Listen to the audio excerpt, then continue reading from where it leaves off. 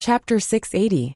Naturally, it was impossible for the 10,000 soldiers the Qing kingdom had sent to be stationed around Dongyi. Although this was the largest city in the world, it was not difficult for it to provide 10,000 soldiers with logistical tents. Due to some reasons that were difficult to explain, a new military camp, which should have been built in 5 days, had yet to be completed. Thus, a portion of the Qing army was only temporarily camped in temporary camps. In the end, 5,600 people remained on Dongyi's side. The rest of the people were stationed in various vassal states to suppress and intimidate. That night, after attending the banquet, the great prince was not in a hurry to rest. Instead, he gently waved his hand at Fan Xian. The two of them flashed into a quiet study. The great prince was silent for a moment. In the end, he first took out a letter from his clothes.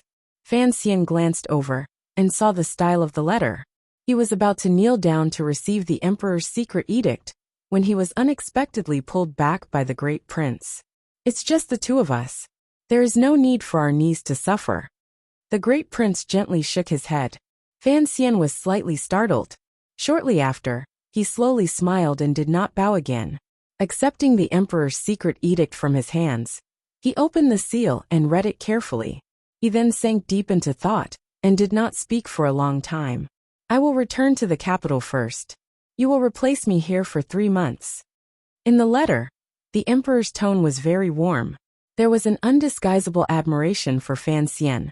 Fan Xian's mood was relaxed, so his tone was also relaxed. He said to the great prince, "This arrangement is possible. The problem is, when you return to the capital and I come pick you up, are the two of us going on an errand in Dongyi forever?" In order to conquer Dongyi as quietly as possible and let the Qing kingdom's financial and military power suffer as little damage as possible, the great prince and Fan Xian, the two sons of the emperor who had Dongyi blood running through their veins, were without question the best choices. Although Siga Jian's will during the opening ceremony a month ago had strongly pulled Fan Xian onto the path of the Dongyi people and pointed directly at the emperor's heart, the emperor was a wise man. How could he not understand this? On the contrary, he went with the flow and changed his original thoughts. He actually sent the great prince to lead the Qing army to be stationed. Regardless of whether it was the great prince or Fan Xian, they both had half Dongyi blood in them. This was an unparalleled weapon when it came to conquering the hearts of the Dongyi people. At least, the conquered people would feel much better every time they thought of the Qing nobility above their heads being half Dongyi. Particularly the great prince, he was a true prince. His birth mother's past was known to the world. Having him stationed in Dongyi could also represent the mixing of blood between the Qing kingdom and Dongyi. If one truly wanted to conquer a piece of land, the mixing of blood was without question the most powerful weapon. The emperor saw far into the future. However, it was impossible for the emperor to allow the great prince and Fan Xian to stay in Dongyi for a long time. He only had these 2 grown princes and needed them by his side to help with court and military affairs. His sons were too far away from Jingdo. The Qing emperor was also faintly worried about the 2 princes, who clearly did not have much of the Li family heir. Fan Xian was well aware of this worry, so he was not surprised by the instructions in the secret edict. He only had a headache. The great prince had come, and he was about to leave. What would he do in the future? Someone needs to be stationed in Dongyi. He looked at the great prince and asked, "What exactly does the emperor plan to do? Are you going to do it, or am I going to do it?" "I'm not sure either." A faint worry appeared between the great prince's brows. He was not a normal Qing official or commoner. Although he felt incomparable joy and shock at Fan Xian's ability to convince Siga Jian to subdue the Sword Hut and swallow the land and people of Dongyi into the Qing kingdom's territory without a drop of blood, he was thinking more about whether or not this process would proceed smoothly. Although the Qing Iron Riders had effectively intimidated the hearts of most of the Dongyi people outside Dongyi, the behavior of the disciples of the Sword Hut made the great prince wary. He glanced at Fan Xian deeply and said, "Although the emperor did not say it explicitly regarding the Sword Hut, it is clear that he is not happy with this move. At the time, I was forced into a corner. Either I take over the Sword Hut, or I start from the beginning. Fan Xian laughed coldly. Did you think I wanted to be a fatty piece of meat caught between hard buns? Father's intentions were clear. At the very least, you have to go back and report. The great prince furrowed his brows slightly. Shortly after he sighed. I am only here to temporarily replace you. Father will not be at ease with me staying in Dongyi for long. Fan Xian sank into silence. He knew the great prince was speaking from the bottom of his heart. The great prince had always had some care and closeness toward Dongyi. After all, Lady Ning had been giving him orders for many years. Additionally, he had military power in his hands. The emperor would rather stay in Dongyi himself than be at ease leaving Dongyi to the great prince. It was not difficult to carve out land and make a king. What kind of land to carve out, and who to make a king was the difficult matter. In any case, the emperor has not rushed me. I will stay in Dongyi for a while, and help you sort out the situation, Fan Xian said. After the situation has stabilized, I will return to the capital. The great prince nodded and then said, the Overwatch Council still needs you to manage it. Presumably, Father will not always have you away from Jingdo. After you return to Jingdo, ask around, and see what the future plans are for Dongyi. You are worried that the emperor will send a powerful figure over, and incite a civil revolt in Dongyi? Fan Xian gazed at him with a slight smile. I have made arrangements here. As half a Dongyi person, you don't have to worry too much. His tone became serious. Even if you are worried, you have to bury it in your stomach, and not let others see. The great prince knew that his brother truly cared about him. His heart moved, he nodded. Is Chen Pingping preparing to leave? Fan Xian took a sip of cold tea, and felt his mouth dry. He raised his gaze and glanced at him. This great prince had a close relationship with Chen Pingping. Presumably, he was well aware of what was happening in Chen Garden. He has already begun to make preparations. A few days ago, he went into the palace to ask for his resignation. The great prince did not know that Director Chen, whom he viewed as an elder, had once had treasonous thoughts toward his father. He did not see this matter as serious. He only thought that Director Chen was getting old and should retire. Thinking of how he would leave Jingdo, and not knowing if he would see him again in this life, the great prince felt a bit lost in his heart. Fan Xian was silent. He calculated in his heart for a long time, and then ignored this question. In the end he asked, the troops coming to Dongyi this time, are they truly all the Western Expedition Army? Can you completely control them? The soldiers are all old. The problem is that there are many strangers in the middle ranks, the great prince said coldly with narrowed eyes. In the next few days he was still badly battered. The complicated handover and name-changing ceremonies happened everywhere in Dongyi. Fortunately, the Ministry of Rites and Honglu Temple sent a large number of capable officials. Only then did Fan Xian not vomit blood because of these things. What truly battered him was a popular uprising in the Liang Kingdom, to the northwest of Dongyi. During the mobilization of the people to resist the Qing invaders, a Liang scholar, who was deeply respected by the people, self-immolated on the street. Black smoke rose and immediately ignited the hatred in the hearts of the Liang people. Only now did Fan Xian truly understand how childish his initial thoughts were. To truly conquer a foreign country, it was impossible to do so without bloodshed. The great prince had already led the army over to suppress it. Before he left, Fan Xian seriously exhorted that if it was possible for the Qing army to not act, then they must not act. Once the Qing army's hands were stained with the blood of the Dongyi people, it would be difficult to wash it clean. This kind of hatred could never be resolved. The great prince followed the plan, and sent a stern-worded letter to the manor of the master of the city in Dongyi, rebuking the master of the city, Yin Jilan.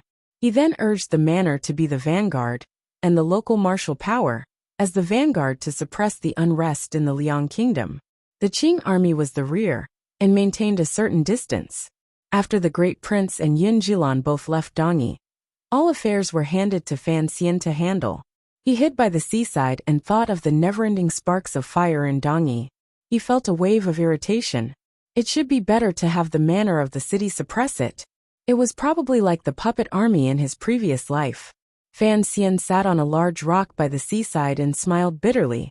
He knew that no matter what he did, no matter how Sigurd Jian's last words, and the disciples of the Sword Hut cooperated with him, he still could not change the fact that in the hearts of the people of Dongi, he was an evil invader. How exactly do you want to deal with the matter of the Liang Kingdom? 13th Wang, who had become more and more silent these few months, was sitting by his side. Suddenly he asked, "Do you want the army to massacre the people?" The manner of the master of the city does not have an army. It only has the power and position that it has developed over the years. Fan Xian knew why 13th Wang was asking this. After all, he was a Dongi person.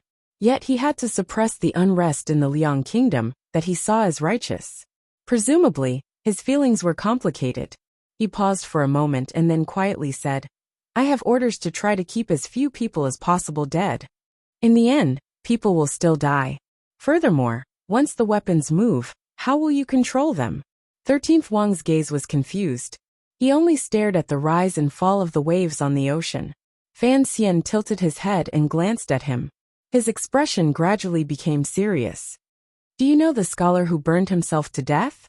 In the past, Sir Gu often came to the Sword Hut to speak with the teacher, 13th Wang replied. Fan Xian shook his head and said, "There are many hidden dragons and crouching tigers in the world.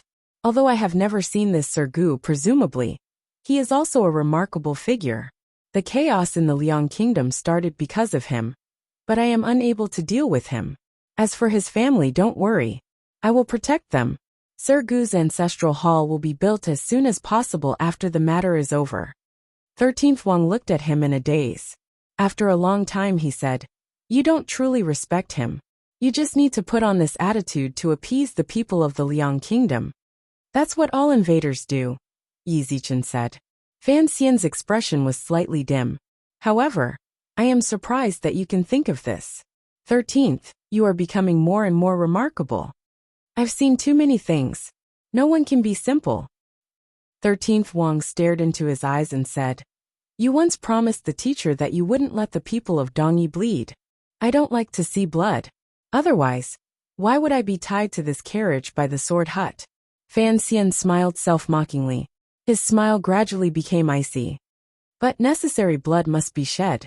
Otherwise, if it continues to be chaotic, it will be like a whirlpool that will swallow all of Dongi. At that time, even more people will die." He turned his head and looked calmly at 13th Wang. "I know what you are angry about. I also know what you are sad about. Look at my eyes and think of what I have sacrificed. Don't forget, if you only consider it from the perspective of my own interests, if the Qing army attacked, I would be free and unfettered. At most, I would cry for the innocent people of Dongi. Why would I suffer like this? If the two sides start to fight, Dongi will certainly lose.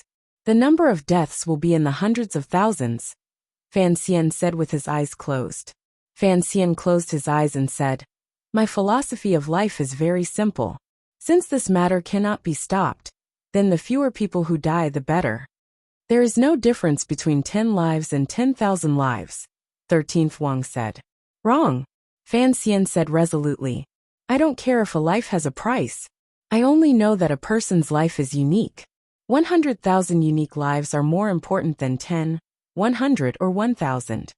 If the heavens gave me a multiple-choice question, between 100,000 lives and 99,999 lives, I would certainly choose the former, because there is one more in the former. The people of Dongi should learn to be grateful to me." Fan Xian looked into 13th Wang's eyes and calmly said, "I have allowed many people who should have died to live." 13th Wang was silent for a long time.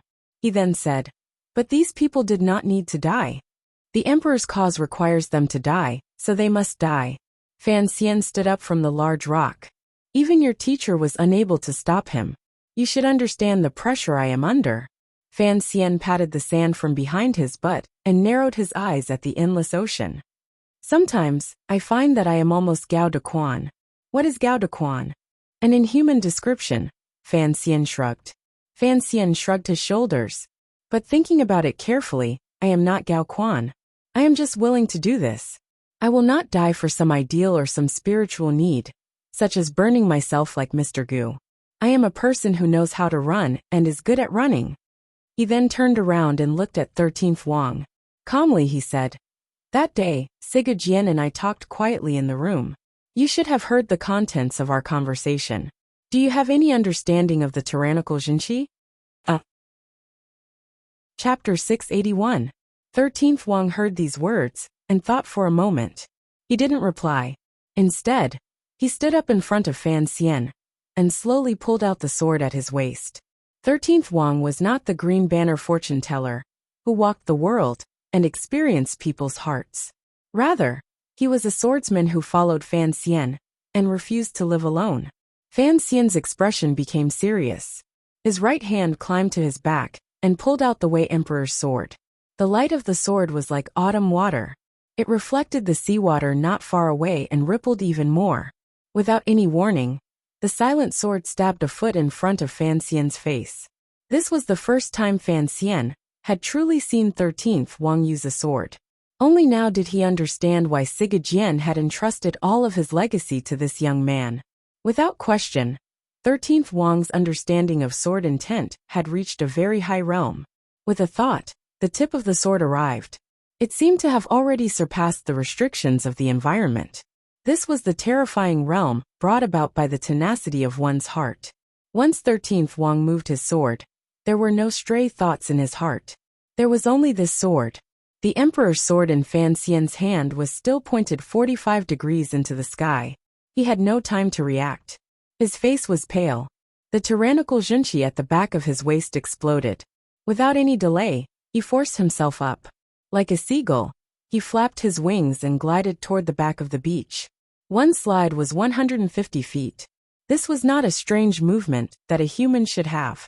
13th Wang's sword was an assassin. The cold light at the tip of the sword slowly retracted. A sword mark appeared without reason on the beach in front of him. It was as if someone had walked by, and a sword had passed by. It was a deep mark. The two of them were 150 feet apart. Fan Xian still held the Emperor's sword tightly in his hand. Suddenly, he had a feeling that 13th Wang's seemingly light and direct strike had a hint of the startling strike the shadow had made that day in the manner of the master of Dongyi. The shadow had gathered decades of cultivation and hatred. He stared in a daze at the silent 13th Wang. A moment later he said, "What a tyrannical strike." As the words left his mouth, he realized his voice was a bit hoarse. Presumably, in order to avoid this simple strike, the Jinqi in his body had increased too much in a short amount of time and injured his lungs. Fan Xian took a deep breath. The pale complexion on his face gradually returned to normal. He glanced deeply at 13th Wang and said, pressing forward with indomitable will, "This is indeed your method. Usually, you are not this fast or powerful. I've cultivated the tyrannical true qi, but I couldn't even pass the first stage. However, I've experienced the taste of this technique." 13th Wang's attack was ineffective. He slowly closed his eyes and said, "I've already thought it through.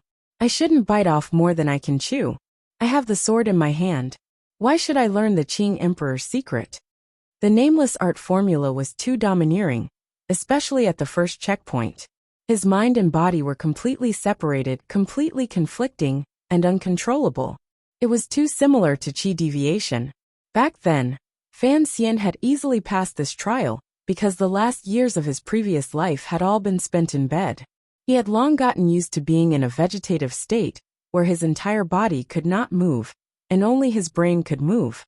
Thus, Fan Xian was not surprised that 13th Wang had not stepped onto the path of the tyrannical martial formula. He was only surprised at 13th Wang's ability to comprehend. In such a short amount of time, he had sensed the dangers of the tyrannical martial formula. Furthermore, he had such high intelligence to immediately stop his search in this area. "If I couldn't dodge that attack just now, would you have killed me?" Fan Xian asked with slight mockery as the corners of his mouth twitched. 13th Wang was silent for a moment, and then shook his head. He was a bit tired. He sat down directly on the slightly wet beach. That attack had appeared simple. It was just a basic bending of the elbow. To explode out with such speed and carry such a decisive stance, it had used up too much of his energy. In a short amount of time, it was impossible for 13th Wang to stab out a second time. It was just like how the shadow could only stab out that attack against Siga Jian in the manner Fan Xian clearly understood this point. Slowly raising his feet, he walked toward 13th Wang's side. With a strange emotion he said, "Many people say that one shouldn't bite off more than one can chew. Even you have such a clear judgment. Usually, I always thought that more skills did not weigh me down. Was I wrong?" A faint trace of doubt flashed through his eyes. "There are 4 great grandmasters in the world. In addition to my blind uncle, of the 5 ultimate skills, I have grasped 4. Even the Yi family's flowing cloud sans ho has been mostly grasped by me." He sat in front of 13th Wang and furrowed his brows. "In the world, no, in all of history, I am the only one who has learned so many ultimate skills. Today I was forced back by one attack from you. What is the use of learning so much? To be able to learn so much already shows that you are the most terrifying person in the world." 13th Wang's temperament was simple, but he was not like Dabao. He acutely sensed the sense of defeat gradually rising in Fan Xian's heart. Looking into his eyes, he said, "Any martial technique requires us to use our most focused thoughts and a lifetime to cultivate, practice, and perfect. Furthermore, it is an ultimate skill left behind by a great grandmaster. For you to be able to cultivate 4 of them to the extreme in a short period of 20 years is already shocking enough." Fan Xian had cultivated the ultimate skills of the 4 great grandmasters. In front of 13th Wang's attack, he had to temporarily retreat. Involuntarily, he thought of Sigejian's realm and the Emperor's realm. A sadness that was difficult to suppress grew in his heart. 13th Wang looked into his eyes and quietly said, "Your ability to comprehend is very good, particularly with your strong foundations.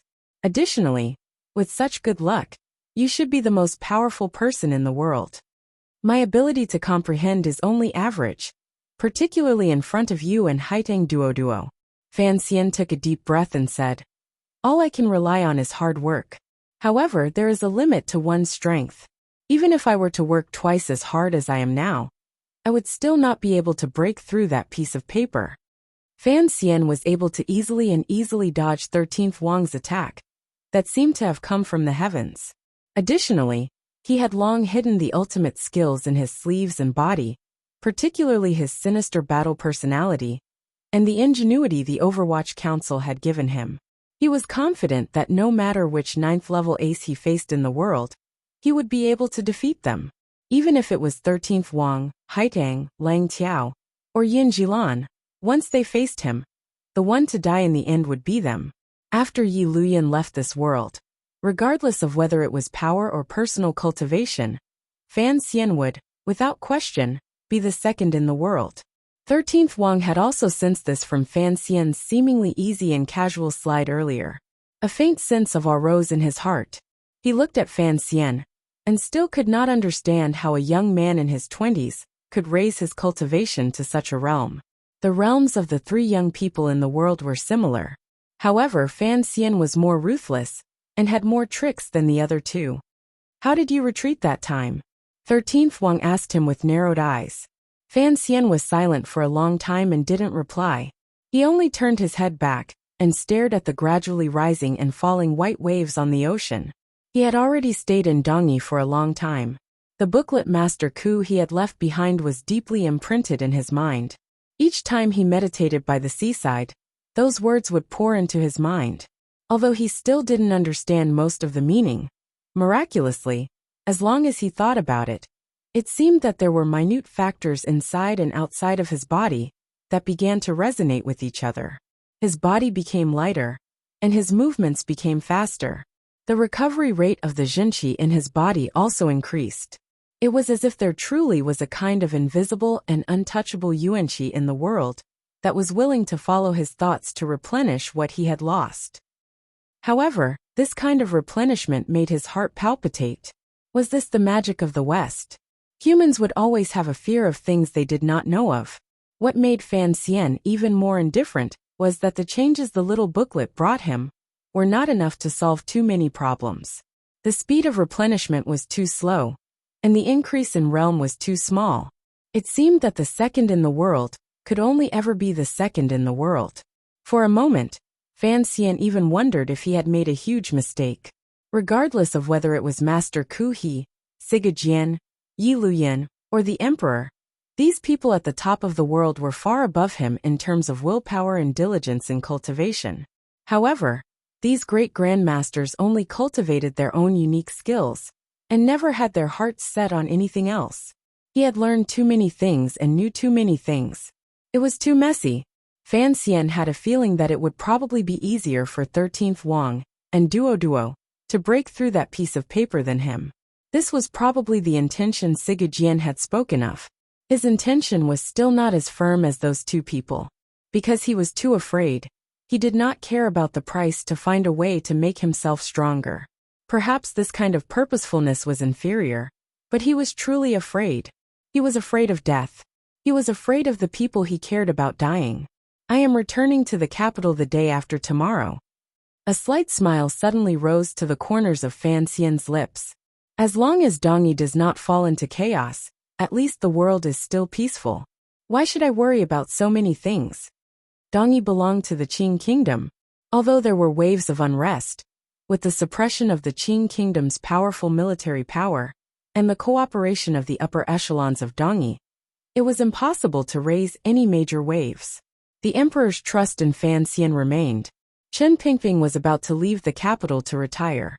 Thinking of this, Fan Xian stood against the sea breeze and felt very comfortable.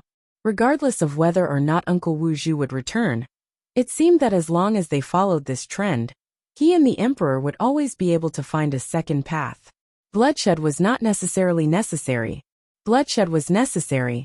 When the autumn wind began to pass through the small hills behind Dongyi, Fan Xian had finally taken care of most of the affairs in Dongyi. By the time the great prince and Yun Zhilan returned, the first major turmoil after Dongyi's surrender was finally extinguished within the borders of the Liang kingdom, with the cooperation of both sides. The flames that had been lit by the self-immolation of the great scholar, Sir Gu, were quickly extinguished by the blood, and were unable to spread for long. Over 400 people died in the Liang kingdom. These hot-blooded Dongyi people unfortunately lay in pools of blood. Fan Xian read through the general memorials, and gave some instructions to the great prince. He then boarded the carriages leaving Dongyi. He was once again returning to Jingdo to debrief. Conquering a piece of land brought about daily nervousness, busyness, and killing for these expeditionary officials. After the great prince parted with Fan Xian, he led the garrison troops and coldly watched every movement in Dongyi. At this time, he and Fan Xian both felt that the general situation was set. If they continued to slowly struggle like this, regardless of whether it was the Qing court or the general situation of the world, they would all be within a controllable range. Thus, the two brothers were in good moods. In the crisp autumn air, their hearts were incomparably refreshed and had thrown away all their worries. Fan Xian could even temporarily not think about the problem of Ten Family Village and the problems of the past. As for the popular man in court, He Zongwei, in his eyes, he was just a clown and could not affect anything at all. Today was a good day. These few days were rare good days in Fan Xian's life. The Black Overwatch Council carriages left Dongyi and slowly made their way back to the capital. Fan Xian was not in a hurry to return to the capital.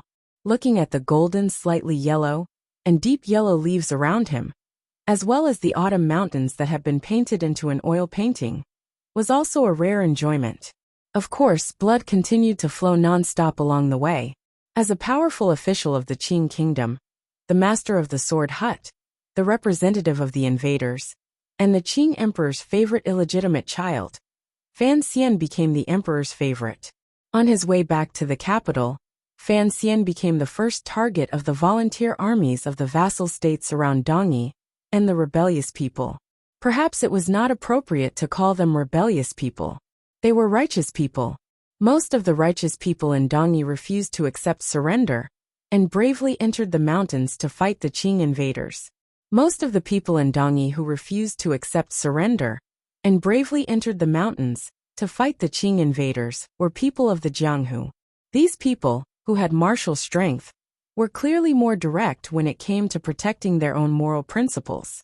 No one knew how these people found out when Fan Xian left Dongyi and grasped the route of the Overwatch Council carriages back to the capital. Along the way, they began to launch assassinations, and even suicidal attacks on the powerful Qing officials in the black carriages. After arriving in Yinjing for about 20 days, the black carriages had been attacked 7 times. The troops from Yinjing, and the Black Knights stationed at the border, had not come to receive them. The Great Prince had only given Fan Xian a 1,000-man army. Thus, dealing with these 7 major attacks was rather difficult. Fan Xian no longer had any interest in admiring the scenery. Instead, he sank deep into thought. His personal safety was not a problem. The attacking volunteer armies often had no choice but to retreat after leaving behind countless corpses. However, his subordinates, especially the Great Prince's Western Expedition Army, had also paid a great price for this. Because they had sunk into a non-stop attack, the top-secret council reports from Jingdo had not arrived for 3 days. Fan Xian lifted the curtain of the carriage and looked west with narrowed eyes. He silently prayed for Jingdo and the people he cared about to be safe. While Fan Xian was traversing through the mountains within the Qing kingdom's borders, there was also a long group of carriages moving through the lonely night. This group of carriages was also pure black. In the very wide carriage in the middle, there was an old man with a woolen blanket covering his knees. His gaze was slightly turbid. Looking at the night road, he felt that this road seemed to never end. The former director of the Overwatch Council, the person who had secretly controlled the Qing kingdom's dark powers for decades, the Qing emperor's most loyal official, the most hated enemy of the Qing civil officials, the old thief that northern Qi and Dongyi people feared the most, and a major figure who had once influenced the entire situation under heaven, Sir Chen Pingping had finally embarked on his journey to retire. This time, he was not leaving Jingdo to return home to visit his family. He was returning home to settle down. First-class merit, countless rewards, and returning home to retire was a rare honor the emperor had given this old dog. All of the Qing civil officials thought so. Chen Pingping's home was to the east of the Qing kingdom. If one looked at it from a map, it was below Dongyi.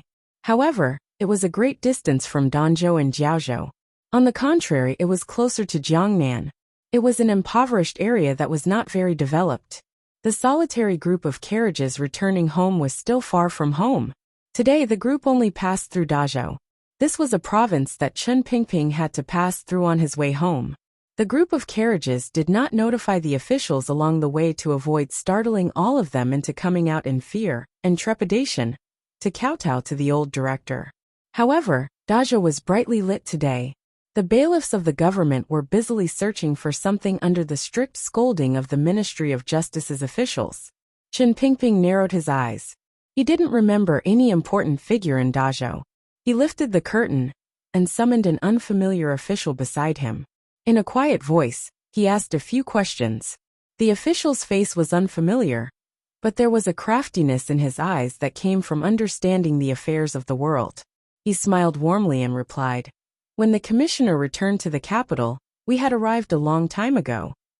Chen Pingping hummed tiredly, but a complicated emotion flashed through his eyes. He thought of the conversation he had with the emperor in the royal palace before he left Jingdo. He had already seen the deepest meaning in the emperor's heart. Chapter 682. Many years later, when the Overwatch Council began to comb through the major event in the early autumn of the 10th year of the Qing Kingdom, there were still many questions that could not be explained clearly. When Director Fan Xian returned to the capital from Dongyi, he was ambushed by the Dongyi Volunteer Army. Was this news purposely released by someone in court, or was it just a coincidence? After all, it seemed that only a high-ranking official of the Overwatch Council could know the little duke's whereabouts. Meanwhile, Dazhou, the place where Ol Amos was on his way home to retire, happened to be brightly lit and filled with murderous intent. Was this a coincidence, or was it God's will?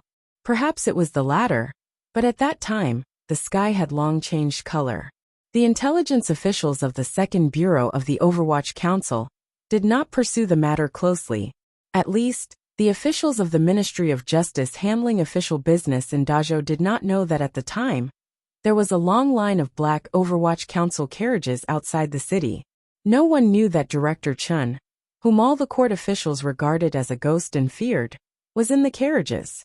They had only received secret orders from their superiors and spent more than a year chasing after a criminal. As for the criminal's name, no one knew. All the clues they had were the criminal's martial skills and habits, as well as the appearance he had used. As for what the criminal had become in these 3 years, no one knew. Perhaps this was the will of the heavens for Chen Pingping to encounter the encirclement in Dazhou. It was also because Chen Pingping had comprehended the will of the heavens that he had stopped his journey home in Dazhou and returned to Jingdou, where he should have stayed for the rest of his life. Everything about Florida started more than a month ago, and it wasn't just about Florida. At that time, Fan Xian was still by the seaside, thinking hard about the will Siga Jian had imparted to him and the little bookmaster Ku he had left behind. He experienced the nature of the tyrannical Jinqi in his body and guessed whether or not the emperor's cultivation of the tyrannical martial method would create an unbearable burden on his body. He was watching the waves rise and fall, thinking that everything in the world was the same as yesterday, that the spring flowers had already bloomed, the autumn moon was hanging high in the sky, that he was the second most powerful man in the world, feeling proud of himself, thinking that nothing was difficult, that everything could be solved. However, the world had already undergone subtle changes at that time. That day was the beginning of July. The entire land was enveloped by the hottest sun of the year. Jingdou in the Qing kingdom was no exception. The third prince, Li Chengze, was reading a book with both hands. Beads of sweat dripped from his delicate face. Back then, he had been the youngest brothel owner in the world. After experiencing the rebellion in the palace and countless bloodshed, he had finally transformed his unconcealable ruthlessness into a steady and firm will that did not match his age. The third prince, Li Chengze, had already become a young man who treated people with courtesy, filial piety, and a young man who no one could find too many faults with. There were 2 people who had caused him to change so much in a short 5 or 6 years. One was his father, and the other was his teacher, his elder brother Fan Xian. When facing the emperor, the third prince was careful and could not make any mistakes. It was a blood-like truth. The deaths of the crown prince's elder brother and second brother made Li Chengze understand very well what a terrifying existence his father was. Although these 2 brothers had once tried to kill him in the later years, and their deaths were a good thing for Li Chengze, when facing his father, he still couldn't stop a chill from spreading out from his heart. Because he was afraid, he was respectful and cautious, so he could not make any mistakes. During these 3 years, Li Chengze had even seen less of Fan Xian. He only shut himself up in the royal palace. Occasionally, he could find out through his mother what the teacher had done. Li Chengze was also afraid of Fan Xian, his elder brother, who could not be announced to the public. In the most important days of his adolescence, he had always followed Fan Xian and watched as Fan Xian, as an official, started a war between Jiangnan and the nobles in Jingdou and obtained the final victory. The pointer in Fan Xian's hand and cold gaze made him even more afraid to make any mistakes. Fan Xian's true influence on the third prince was that he let the third prince know what he was going to do in the future and what he was going to become. Only then did he truly change his personality. The third prince, Li Chengze, was destined to become the emperor of the Qing kingdom. The entire world was his, so he had to treat the world better. He was no longer like in the past, spending so much sinister thoughts to steal for the sake of some silver and realistic and short-term benefits. The world is mine, and it will be mine. Why should I torment it? This was the creed Fan Xian taught the third prince, and the third prince deeply believed it. The serving girl Xing'er was gradually getting older. The young and inexperienced girl had gradually matured and developed a moving beauty. Xing'er was at the side fanning the prince. She watched with furrowed brows as the prince continued to read while sweating. She couldn't help but feel a bit of pity in her heart. Iguipin was chatting idly in Lady Ning's palace. There were not many idle people in Shufang Palace. Xing'er looked at the prince's handsome young appearance. Her gaze gradually grew distant. Li Chengze clearly felt this gaze. The corners of his lips twitched into a smile. He didn't make any reaction. He only gently placed his hand behind his back and pinched the tip of Xing'er's finger. His smile was very similar to Fan Xian's. "Do you want to rest first?" Xing Er's face reddened slightly. It's such a hot day, and the emperor won't be coming. Li Qingze shook his head seriously and said in a quiet voice, "These are all on the list of books Sir made. Most of them are classics he dragged back from northern Qi. I have to finish reading them this year, and write notes for him to review." He smiled bitterly and said, "If I don't pass, Mother will beat me again." Xing Er bit her lip and said, "The Duke is in Dongyi right now. He doesn't have time to worry about so much." After the Jingdo rebellion was quelled, although the emperor did not remove Fan Xian's identity as a teacher, Fan Xian rarely went alone to see the third prince. The third prince also did not often cause trouble and leave the palace. The two brothers both knew that the third prince was the true heir to the Qing kingdom. The emperor would not want this heir to grow up under Fan Xian's education. He would rather be taught by himself. In order to avoid this taboo, the two of them could only reduce their meeting. Although Fan Xian rarely came to Shufang Palace, he still did not stop training the third prince in his studies. When he was in Jiangnan, Fan Xian had already told the third prince many stories. During these 3 years, he still made many lists of books and requested that the third prince read them all. Other than being busy with official business, Fan Xian would also find time to look through the third prince's reading notes. For him, this was of the utmost importance. If the future of the Qing kingdom was placed on Li Qingze's shoulders, he hoped that Li Qingze could become a benevolent ruler. Even if he did not have any great ambitions, he would at least be able to look after his family business well. Every year during the new year, Fan Xian's family would enter the palace. That was the time he looked through the third prince's homework. Often, the whistling of the pointer could be heard in Shufang Palace, as well as the third prince's painful cries. Xing Er's expression was not normal. It was clear that she had become Li Qingze's first woman after he came of age. Of course, Li Qingze was also her first woman. Hearing Sir Fan Jr.'s name, Xing Er's eyes became unbearable. She said unhappily, "Sir Fan Jr. is also like this. He always strikes and doesn't pay attention to propriety at all." When Fan Xian had first entered the palace, it had been her who had taken him everywhere to visit. After these years of interaction, Xing Er did not feel that the incomparably powerful Sir Fan Jr. outside the palace was anything to be afraid of. She only felt that he was still the delicate and pretty young man from back then, so her words were not very respectful. Li Qingze was very afraid of Fan Xian. With a pained expression he said, "Because of this, he dared to talk back to father. Mother is also standing on his side. What can I do?" Although he said this, he did not bear any grudge. On the contrary, he was faintly lost in thought. He sighed and said, "It's been a long time since I've left the palace. I wonder how the matter in Dongyi is going." Speaking of this, even Xing Er's face couldn't help but light up a little. She smiled and said, "With Sir Fan Jr. taking action, what can there be that can't be done? Word has been going around in the palace that the Dongyi matter has been settled. The great prince will immediately lead troops over." The third prince naturally knew of the most important matter in the court. Thinking of how the teacher had performed such a great service for the court, he couldn't help but feel a sense of pride. He nodded and said, "It would be great if I could go as well." A sense of longing suddenly appeared on the youth's face. The happiest days of my life were actually 2 periods outside the palace. One was when I was managing Baoyue brothel with Xija. The other was when I was taken to Jiangnan by Sir. I don't know when I will be able to leave the palace again. In the process of anyone's growth, they would always unconsciously seek out a powerful person of the same sex as their goal and target to imitate. Even the princes born in the royal palace were no exception. However, they matured much earlier than the youth of the common people.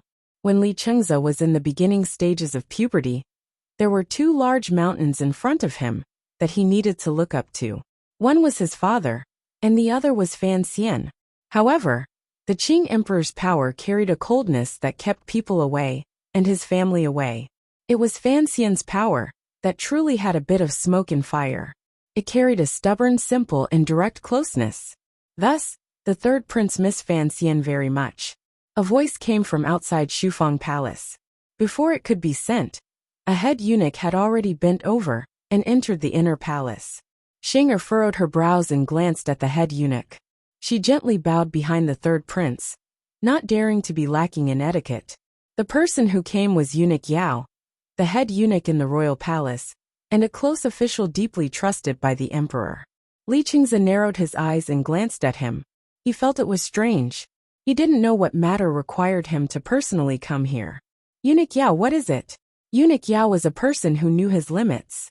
Although he was the emperor's trusted aide, he knew that the third prince he was facing was one of the only two men in the palace, and the future emperor. Thus, he properly bowed before evenly saying, "There is an old case being investigated in the internal court. There are some matters that are related to your highness, so I had no choice but to come and disturb your highness." Li Qingze's pupils constricted slightly. Without question, he was a clever person. From these words, he had gleaned a lot of information. An old case? Related to him? He had lived in the depths of the palace for many years. What kind of case could truly touch him? Furthermore, what kind of case would disturb him? Bao brothel? Impossible. Back then, Fan Xian had used this matter to cripple the second prince. It had been with the emperor's approval. Now he could not bring it up again. Furthermore, given his present identity, no one would have the courage to bring it up. The light in Li Qingze's eyes dimmed slightly. He knew what the internal court was investigating. 3 years ago, there was a rebellion in Jingdo. The palace was in chaos. The third prince, Yi Guipin, and Lady Ning were all placed under house arrest in Hongguang Palace. At such a critical moment, someone in the palace wanted to assassinate Li Qingze. If he did not have the poison dagger Fan Xian had personally made, he would probably have died a long time ago. Afterward, there were some doubts about this matter both inside and outside the palace. At the time, the crown prince had already controlled the situation in the palace. Why would he do such an unreasonable thing? People also thought it was the second prince who did it.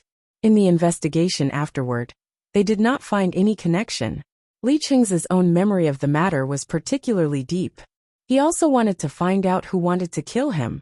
However, the Overwatch Council investigated for a long time and could not find any clues. Fan Xian had once told him in private to stop investigating this matter. Thus, the third prince suppressed the anger in his heart and no longer paid attention to it. He knew that the teacher must have caught wind of something, which was why he did not continue investigating for him. Yet the internal court was investigating this matter now? Concern for his own safety, anger toward the murderer who wanted to kill him, and trust in Fan Xian struggled for a moment in the third prince's mind.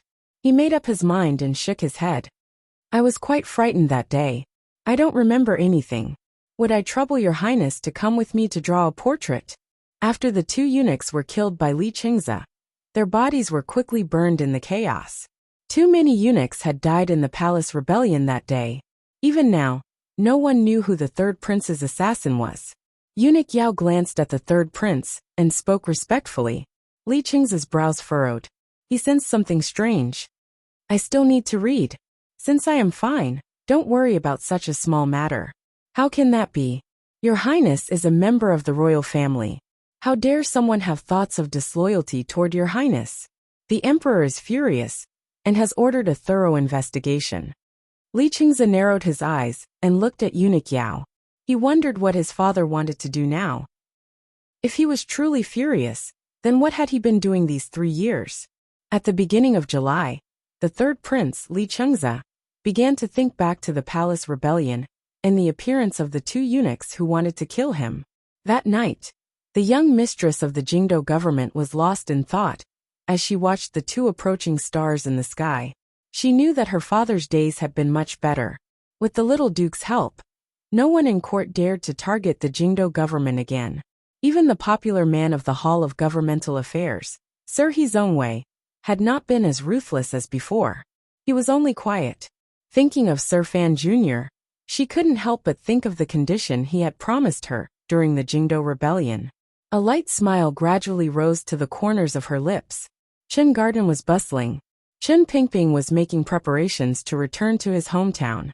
None of the beautiful concubines in Qin Garden were willing to leave as he expected. Instead, they cried and shouted that they wanted to follow him back to his hometown and send him off. While the old cripple was puzzled and helpless, he couldn't help but think that perhaps when they looked at Fan Xian, they were not looking at cucumbers. Rather, they already had cucumbers. In the Fan Manor in the south of Jingdo, Lin Waner and Cece were holding a pair of children and feeding them. A few nannies and serving girls were chatting to the side. The wife of the Tung family was in front of the steps reporting in detail on this year's harvest in the Fan Manor. In one of the 3 study rooms in the back garden, the Hangzhou Conference's accounting masters were waiting to report to their mistress on the amount of silver they had spent in the Jiangnan and Jiangbei areas to help the people. Lin Waner handed the bowl of porridge to a nanny and kissed Xiaohua and Fan Liang on each cheek. She then walked to the door and stretched. Her actions were indeed not like that of a young mistress. However, Fan Xian spoiled her, so she was used to spoiling her freedom. She looked at the multitude of stars in the sky and thought of Fan Xian far away on the shores of the East Sea. Involuntarily, she tilted her head slightly, thinking that everything was on the right track. If she was going to leave Jingdo to live a carefree life, where should she choose? Danzhou or Dongyi? She suddenly remembered that she had never been to Dongyi and couldn't help but want to go. As she thought this, Fan Ruorwo, dressed as a doctor, pushed open the courtyard door with a medical box on her back and walked in. Behind her were a few servants who were anxious to take over the heavy items. Fan Ruorwo had returned from the countryside. Seeing her sister-in-law standing in the doorway, she couldn't help smiling and making fun of her. In the distant Northern Qi royal palace, the Northern Qi emperor sat on the jade platform in the main hall. She looked at the white sand in the pool beside the platform and the pair of fish lying on the sand. Her faint gaze was still lost in thought. By her hand were a few memorials. They talked about the circumstances of Sigajian's death and the inside story of the agreement between Dongyi and the Qing kingdom. Logically speaking, the secret of this agreement was not something the Northern Qi brocade guard could find out. It was clear that the man had purposely leaked the information to her. The Northern Qi emperor narrowed his eyes. For the first time in his life, a perplexed expression appeared. He didn't know what his country or his future would be like. The current situation seemed to be clear. There was no opportunity for the conflict between Fan Xian and the Qing emperor to explode. What should Qi do? If this had been in the past, perhaps he would have long made up his mind to have Fan Xian and the Qing emperor fall out at all costs, even if he had to pay half of the national treasury's income or pay an endless price. Now his thoughts had changed. He knew the power of the words Fan Xian had once said. On that day at the beginning of July, the people of the land all experienced some ordinary or unusual things. A turning point in history, an event that caused the details of history to change, did not happen in Jingdo or Shangjing. Instead, it happened in a remote province in the Qing kingdom. This should have been a routine public security check. The bailiffs walked slowly under the hot sun, occasionally hiding in the shadows of the shops along the street to rest. Gouda, who had hidden his identity for 3 years in disguise, was busy at a noodle stall on the corner of the street. There was a healthy flush on his face. It was no longer as determined as it was in the past. Instead, it was filled with ease and satisfaction. The hand that used to tightly hold a long knife now easily held a long chopstick. With great skill and dexterity, he picked up noodles from the pot and placed them into a bowl. He sprinkled some qinggu on it, and the fragrance rose. After escaping from Dong Mountain, Gouda had wandered through the various provinces of the Qing kingdom. The Qing kingdom's strict household registration system and customs clearance document system had made him suffer greatly. Although no one had discovered his identity, it was still difficult for him to settle down to a stable life. He was a tiger guard of the royal family. He had not experienced much. He had no knowledge of the Jianghu at the bottom of the common people. Once this tiger guard wandered into the shallows, it became very difficult for him. Later, by a lucky coincidence, he landed in Dazhou. He finally had a completely new identity. He opened a noodle stall on this street. Every day, he basked in the sun and cooked noodles. He even brought back a wife and a son. Perhaps this was true happiness. A wife and a child had a heated bed.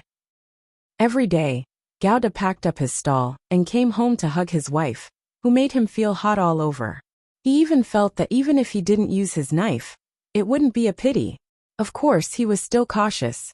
Although he had learned over the years that the court had probably decided that all of the tiger guards were dead, he still didn't let the court know of his existence, particularly the internal court. As a tiger guard of the internal court, he knew that secretly escaping was a great crime of deceiving the monarch. Once caught, it would result in the execution of his entire family. He continued to pay attention to Fan Xian's movements. Fortunately, Fan Xian was the most famous person in the Qing kingdom. The discussions in the marketplace were always about Fan Xian. Thus, he knew that the commissioner had been living well these 3 years. Furthermore, he had made many contributions to the Qing kingdom. It was even possible that he could bring Dongyi into the map. Gao was very happy. After drinking a few times, he felt that Sir Fan Jr. was indeed very powerful. However, he still did not think of going to find Fan Xian and think of a way to get rid of the crime on him. He felt that he was living well now. There was no need to change anything. Chapter 683. The mountains were high, the emperor was far away, and the people in the countryside were cruel. In the present Qing kingdom, all of the officials were under the powerful supervision of the Overwatch Council. However, the Overwatch Council was, after all, a somewhat deformed organization. It was impossible for it to control all the joints of a feudal dynasty from top to bottom. The lower it went, the more remote it was, the more despicable the faces of the officials, the privileged class of officials, became. Dazhou was a remote province. Although the bailiffs and officials here could not be said to be like wolves and tigers, it was clear that they were not good people who loved the people. Particularly on such a hot summer day, when the sun made the bailiffs sweat, it had also sunk away much of their rationality. In addition to the 1.5 kilograms of beef and 20 grams of white wine, the alcohol roasted the bailiffs' hearts. They left the small wine beach and came to the noodle stall. With a smile, they stared at the beautiful female boss and began to drool. Teasing a woman in public was not something normal bailiffs and officials would do. If this had happened in the past, these bailiffs would probably have just looked and let it go. For some reason they could not move their feet. The words in their mouths began to become dirty. A few of them, whose faces were red from drinking too much, had the intention of asking the woman in the noodle stall to keep them company. It was all because the yellow wine was too easy to drink, the white wine was too strong, and the woman in the noodle stall was too delicate and pretty. Gao De married a wife in Dazhou. He had never told her what happened in the past. He just lived his life peacefully. Sometimes, he felt that the heavens were indeed looking out for him, to have given him such a beautiful wife, at the beginning of the second half of his life. She was a widow, mute, and had a son. Even so, Gao De still felt that he was very lucky. She was a famous beauty in Dazhou. In Gao Da's eyes, she was not much worse than Sea Lily, who had been sent to northern Qi. Furthermore, she was very gentle, virtuous, and good. So good that he didn't know what words to use to describe her. In order to hide his true identity, Gao De should not have married such a dazzling and beautiful woman. However, he liked her and felt pity for her. Incidentally, he also felt pity for the 1-year-old boy. The mute lady also liked the honesty of this stranger, the muscles on his body that were full of strength, and the feeling of reliability and safety. Although she was beautiful, she was a mute widow after all, so she did not expect any good ending in life. She didn't have any relatives in Dazhou City. Those men who were always drooling over her probably only coveted her body and wanted to tie her back to be a concubine. It was even just that her mute wife wasn't willing. She just wanted a simple and warm home. Very naturally, these two people came together. They invited a few neighbors to a meal, and Song Changgong, who came from a foreign land, stayed with the poor mute widow in Dazhou City. Then he opened a noodle shop. The 1-year-old child would sometimes come to the noodle stall, but when business was good, he could only ask the old lady in the neighborhood to take care of him. The people in Dazhou were as simple and reliable as the people around the Qing kingdom. However, the officials and bailiffs were not people. From ancient times until now they had never been people. Thus, Gao Da's wrist that was picking noodles sank. His face was slightly lowered, shrouded in the steam rising from the noodle pot.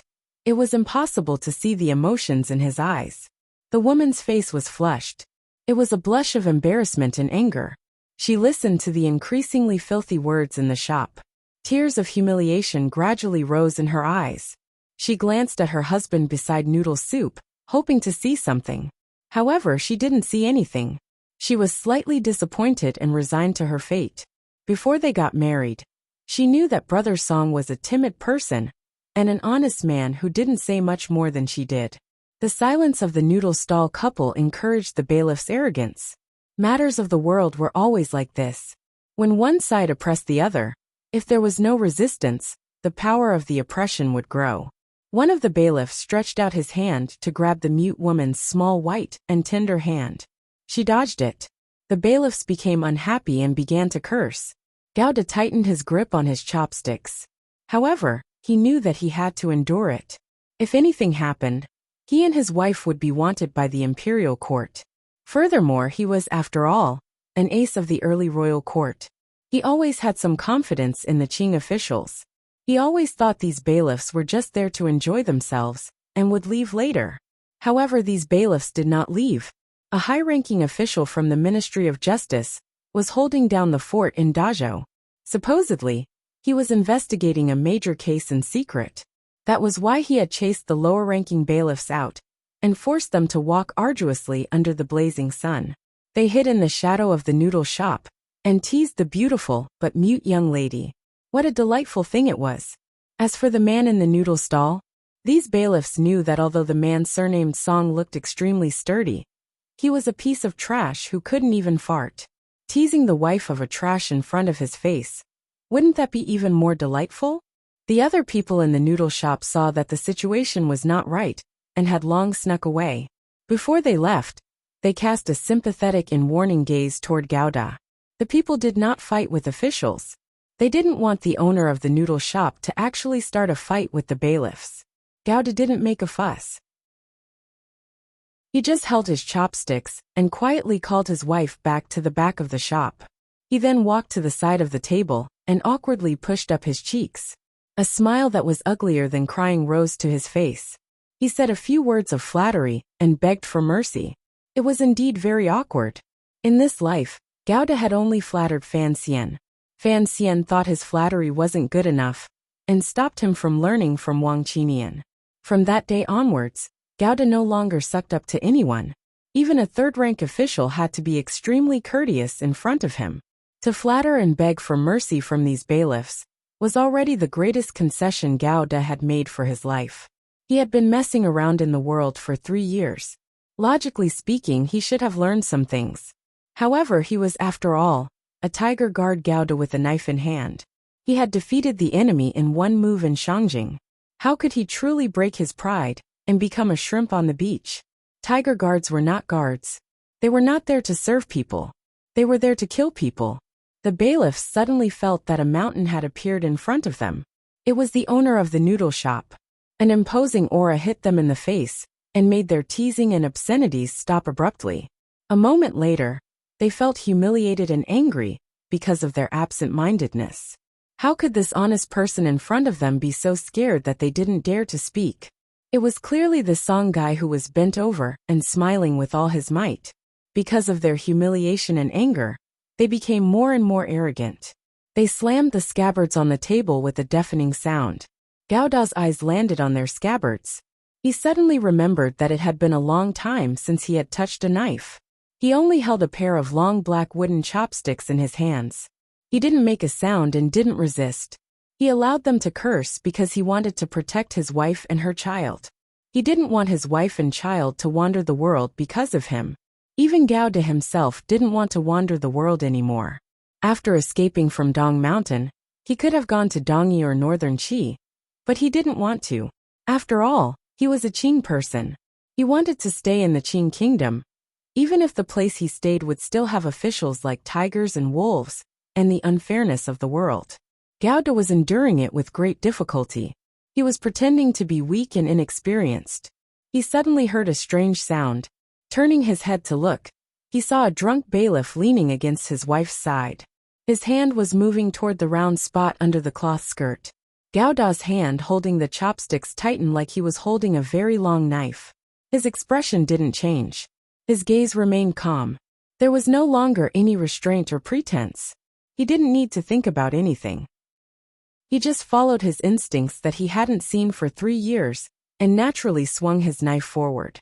Just like how he had swung at Xiao En, the assassin, and the wind, the tiger guard used a long knife. In this life, he would only use the simplest method to cut through all the problems in front of him. Perhaps Gauda had chosen the wrong path in the past 3 years.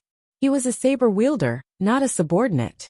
Gauda seemed to have forgotten that he was not holding a knife in his hand, but a pair of chopsticks as he swung down. The bailiffs were laughing loudly as they watched. In a moment, they were going to ask their brother if the mute woman's but was really that bouncy.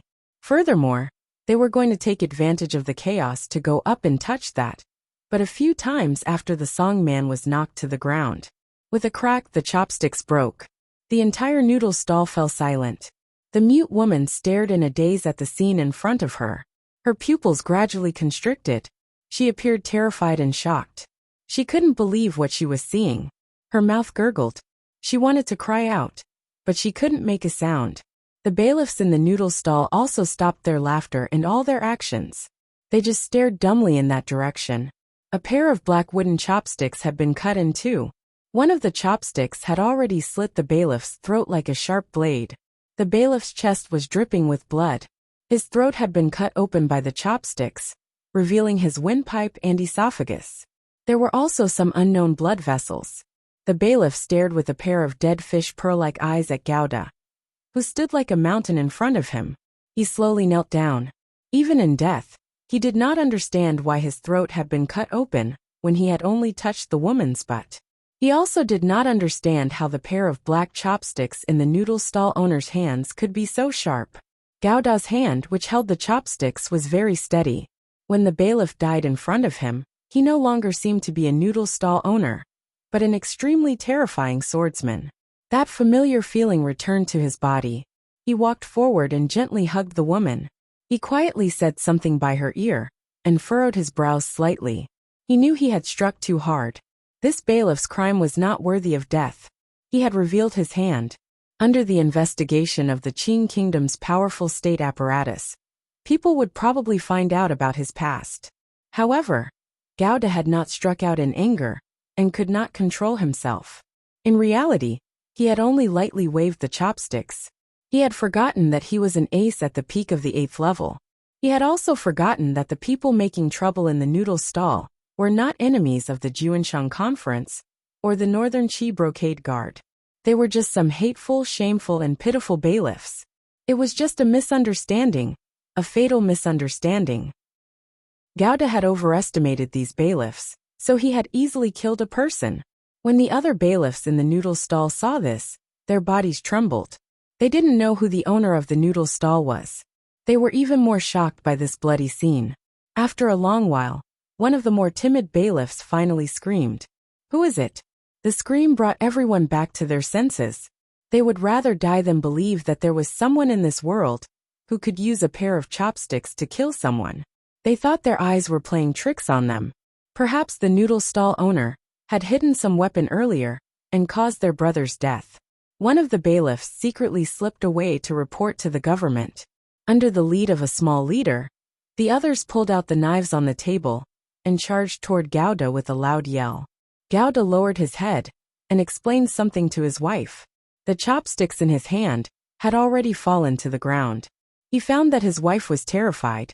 His hand reached into the wind of knives and snatched a knife.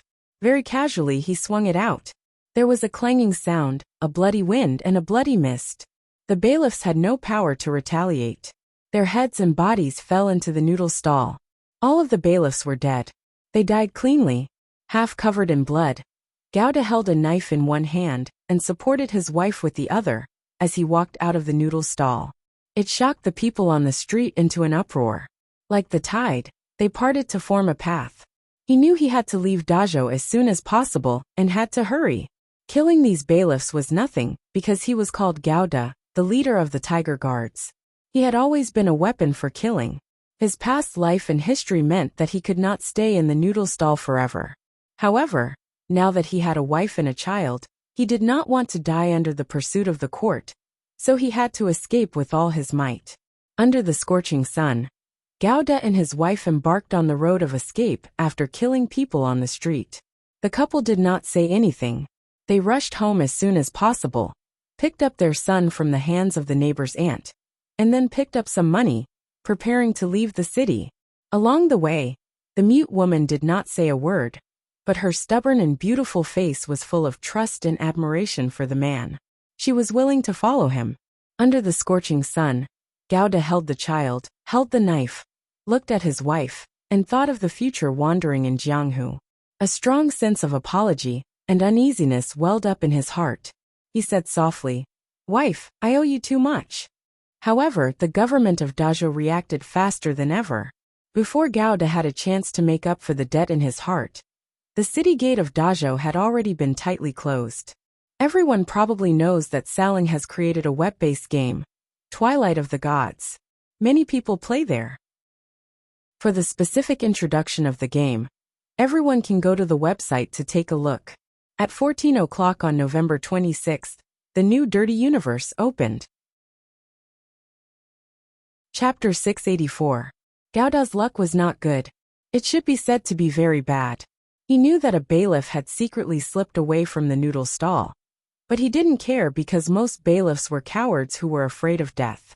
Moreover, in his judgment, a mere province couldn't possibly produce any extraordinary figures. His and the mute woman's reactions could be considered quick. They returned to the courtyard, picked up the child, and headed toward the city gates. It was impossible for the government to react. When he was about half a li away from the city gates, he heard the heavy sound of the city gates closing, as well as chaotic shouts and nervous dispatches. Gauda's eyes were wide open as he looked at the distant city gates, and the increasing number of bailiffs gathering there. His heart grew cold as he felt great shock and surprise. He turned his head and glanced at the woman beside him. Her earlier movements had been too rushed. There was sweat on the woman's temples. Her face was flushed red, and her clear eyes were filled with terror and unease. Gauda patted her hand and said in a low voice, "Don't be afraid. I'm here."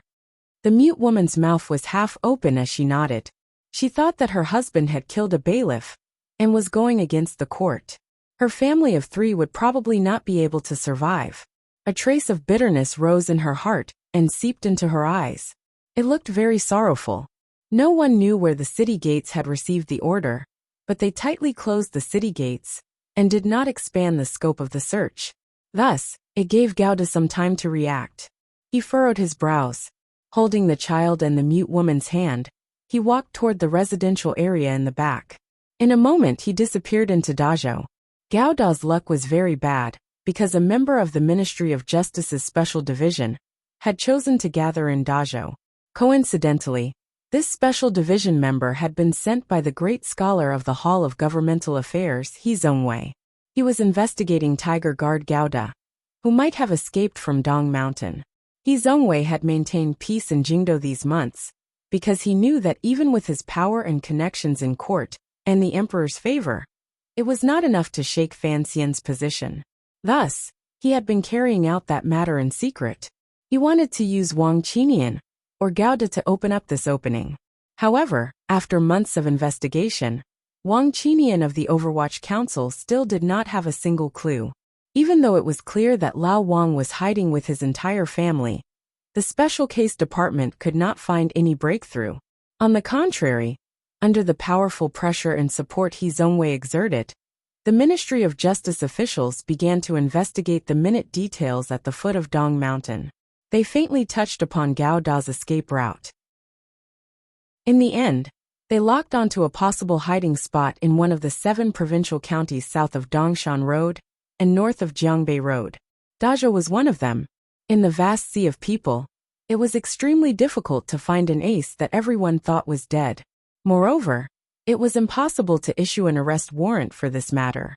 Thus, the aces of the 13 yamens of the Ministry of Justice had been searching the 7 provincial cities and the surrounding villages for the past 6 months, like searching for a needle in a haystack. However, they still hadn't found him. Other than the aces of the 13 yamens of the Ministry of Justice, there were also a few aces of the internal court that He Zhongwei had sent. Although the Qing emperor had given this power to He Zongwei to protect his personal safety, He Zongwei had already placed all of his chips on Wang Qinian and Gao Da. Thus he had sent all of them. Seeing that Dong Yi had been leveled and Fan Xian was about to return, Scholar He still did not hear any good news from his subordinates. Thus he began to feel anxious.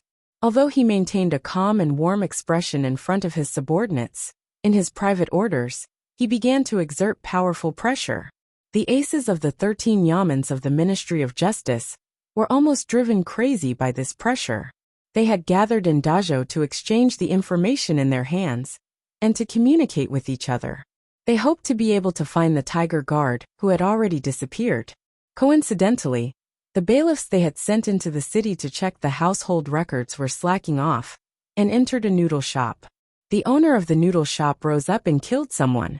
Before the bailiffs who had slipped away could return to the Dazhou government, they first saw the sinister-looking and unreachable officials of the 13 yamens. In his terror, the bailiffs reported what had happened in the noodle shop to these officials from Jingdou.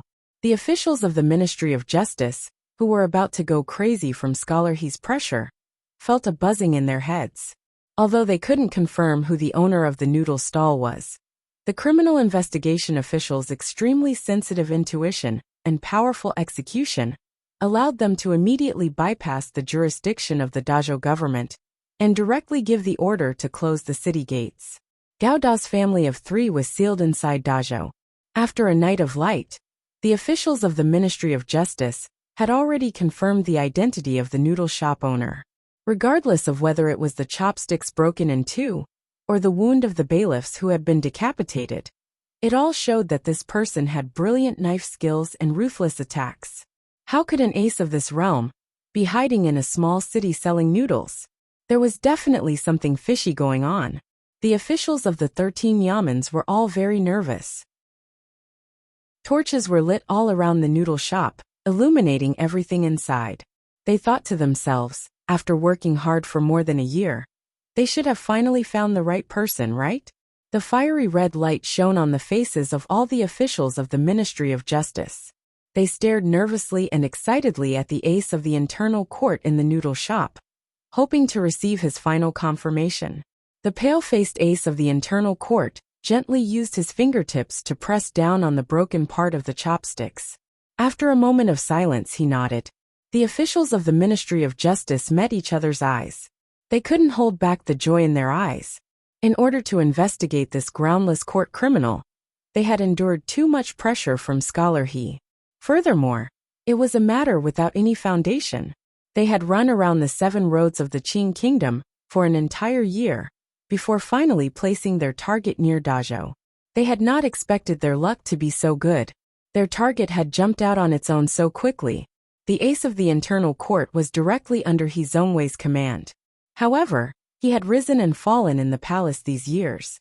He didn't know why Scholar He wanted to investigate this matter. He only knew that the escaped noodle shop owner was probably the only tiger guard left in the world. A glimmer of worry flashed through his old face. He didn't know what kind of danger was hidden behind this matter. The old people in the palace all knew that the tiger guards were vicious people that Minister Fan had single-handedly trained. The emperor had used the Dong Mountain incident to cut off all of Minister Fan's powerful wings. How could there still be one left in Dazhou? The eyes of the internal court ace suddenly lit up. He wondered if Scholar He had received the emperor's secret edict, which was why he had gone through so much trouble to find this person.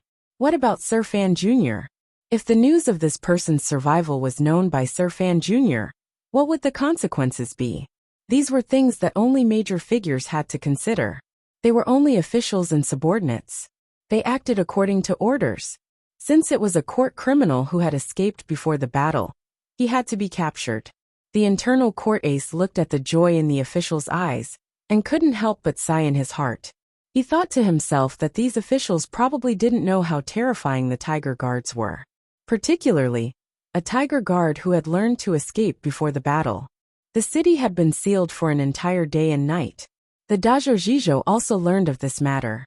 Although he was angry that some unruly commoners had dared to kill his own bailiffs, compared to such a major matter as sealing the city, he was more angry for some unknown reason. These people from the 13 yamens of the Ministry of Justice dared to interfere with local politics. Did they not understand that once the city was sealed, the people in Dazhou would have a hard time living? After the 13 yamens of the Ministry of Justice revealed the secret order from the Hall of Governmental Affairs and the identity of the internal court ace to the Zhizhou, he immediately fell silent like a quail. He knew that the noodle stall owner was not only a court criminal, but also had a terrifying background, which was why so many people from Jingdo had come to capture him. The Dazhou Zhizhou immediately expressed his attitude. He mobilized all of the officials and bailiffs in the provincial yamen and began to cooperate with the officials from the Ministry of Justice from Jingdo to sort through the city. All of the local elders in charge were also mobilized. In a place like the Qing Kingdom, once the local government mobilized all of its power, it was not difficult to find a few people in the city. Since the criminal had a wife and child, he had to sleep, eat, and interact with people. The officials of the Ministry of Justice were very satisfied with the strength of Dazhou's cooperation. They believed that in at most 2 days, they would be able to force the criminal out of the private residence in Dazhou. Gouda, who had been hiding in the private residence, had not eaten for a day and night. He carefully hid his tracks and only took a risk to steal a few pieces of clothing and some food and water for the child. The Tiger Guards had never received training in hiding. After following Fan Xian for a few years, if Gouda truly hid by himself, it would probably be difficult for anyone to find him. Just as the government had judged, he had a wife and child by his side. This was the most troublesome matter. The mute woman's spirit had been tortured to the point where it was almost unbearable. Her large eyes were full of sorrow. Gouda knew that if the government wanted to find the 3 of them, it would take at most 2 days. After thinking for a long time, he decided to take the initiative and break out. The time to break out was chosen at dusk, the time when people most easily relaxed. This was also the first day after the noodle stand murder. In the blood-like dusk, Gouda, with a cloth chain tied to his chest and the child tied to his chest, held his wife's hand and slowly walked toward the city gate. He thought for a long time, and still could not think of a way to take his family over the tall city walls. So he could only choose to force his way through. He walked step by step toward the city gate. The soldiers and bailiffs at the gate were nervously watching the people going in and out. Although the city was sealed in name, in reality, the villagers responsible for carrying water and bringing in vegetables could still enter and leave the city. However, the security here was very strict. It felt even stricter than in Jingdo. A few officials of the Ministry of Justice from Jingdo held a portrait and coldly and meticulously examined everyone's appearance. As he got closer and closer to the city gate, Gouda felt that his hands were slightly wet. It was not from his nervousness, but from his wife's hands. He turned his head to glance at the mute woman and found that her body was already trembling. It looked like he would not be able to hide it from the sensitive officials of the Ministry of Justice at the city gate. Gouda sighed in his heart. Of course, he had never thought about sneaking out. The family of 3 stood in front of the city gate in front of the officials of the Ministry of Justice, bailiffs, and soldiers. They were only 27 feet away from the line that led out of the city. Outside the city gate, there was a donkey cart carrying vegetables. Gouda's eyes were fixed on the donkey cart. The city has been sealed. No one is allowed to enter or leave, a soldier said in a loud voice to Gouda. It was clear that these 3 people could not be farmers outside the city. The aces of the 13 yamens of the Ministry of Justice narrowed their eyes. They looked at the family close at hand. Their pupils gradually constricted. The portrait in their hands gradually fell to the ground. Their hands slowly moved toward the hilt of their knives. It was too easy to recognize. They recognized at a glance that the newcomer was the court criminal they had been chasing for a year. They had jumped out of their own accord and come to the city gate. Did they want to kill their way out of the city gate? The aces of the Ministry of Justice slowly walked out from everywhere and gradually surrounded the family of 3. Before the encirclement had even closed in, Gouda had already raised his face and calmly glanced at the nearest ace of the Ministry of Justice. There was no emotion in his eyes, only coldness. Surrender. The ace of the Ministry of Justice suddenly felt a wave of danger coming at him. He roared loudly and pulled out the knife at his waist at the same time. Surrender. He only had time to say the first 2 words. The second 2 words were drowned out by a spray of blood. In a flash, Gauda took 2 quick steps forward. His hand moved like a dragon and slashed at the ace's wrist. The ace of the Ministry of Justice had no time to react. He could only quickly retreat. But just as his wrist was still swinging in the air, it broke with a crack. Gauda snatched the knife and swung down with his elbow, leaving behind a smear of blood and the collapsed body of the ace of the Ministry of Justice. He then retreated to the mute woman's side and looked coldly at the aces and soldiers of the Ministry of Justice charging at him. There was no trace of fear or self-doubt. There was only great confidence. With a knife in hand, who could stop him? The knife flashed. Gauda held the knife and charged toward the city gate with his wife and child. There was no one in front of the knife. Every time the knife came out, someone would die. He used the blood and the sound of the wind to open a path. In an instant, he was about to break through the city gate. This was victory in the word courage. In an instant, he stunned the hearts of all the officials of the Ministry of Justice. They looked at the powerful figure and found it difficult to surround him. The distance of 70 feet was not far, and the car was not far either. Gauda's body and face were already stained with a lot of blood. His hand was still tightly holding onto his mute wife, carefully protecting her. The price he paid was a few more wounds on his body. The aces of the 13 Yamans were indeed powerful, but they were not as terrifying as Gauda's bravery. Gauda roared. Like a blood dragon, he shattered the combined attack of the 3 aces in front of him. The knife shattered into countless pieces. He used these pieces to open a path and charged out of the city. At this moment, a palm pressed down in the dusk. It came from the direction of the carriage and slapped toward his face. Gauda gave a muffled grunt. He lowered his waist to the ground and threw out a punch. The fist and palm collided. Wind and smoke rose up outside the city gate. When the smoke fell, the ace from the internal court looked at him in a daze and said, "Gauda, you really didn't die." Chapter 685. After I finished writing in the afternoon, the website crashed. I couldn't update it no matter what.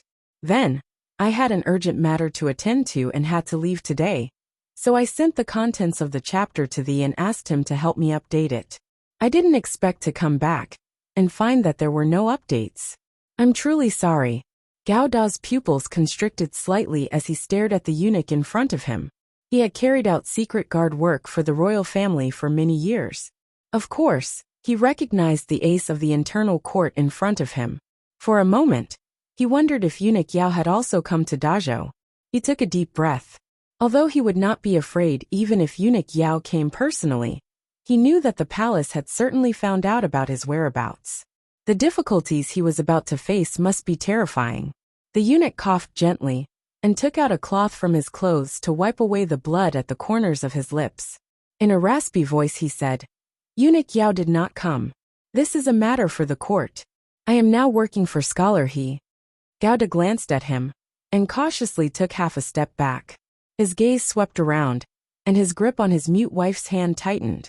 Hearing the eunuch's words, he finally knew that there were people in court who did not believe he had died and had been investigating this matter in secret. 2 more eunuchs walked out from the shadows by the city gate. Gauda stared at the eunuch in the lead and said, "You are not a match for me." The 3 aces of the internal court were silent, particularly the one in front. His emotions were unusually complicated. This time, they had followed the aces of the Ministry of Justice's 13 Yamans to Dazhou to do business.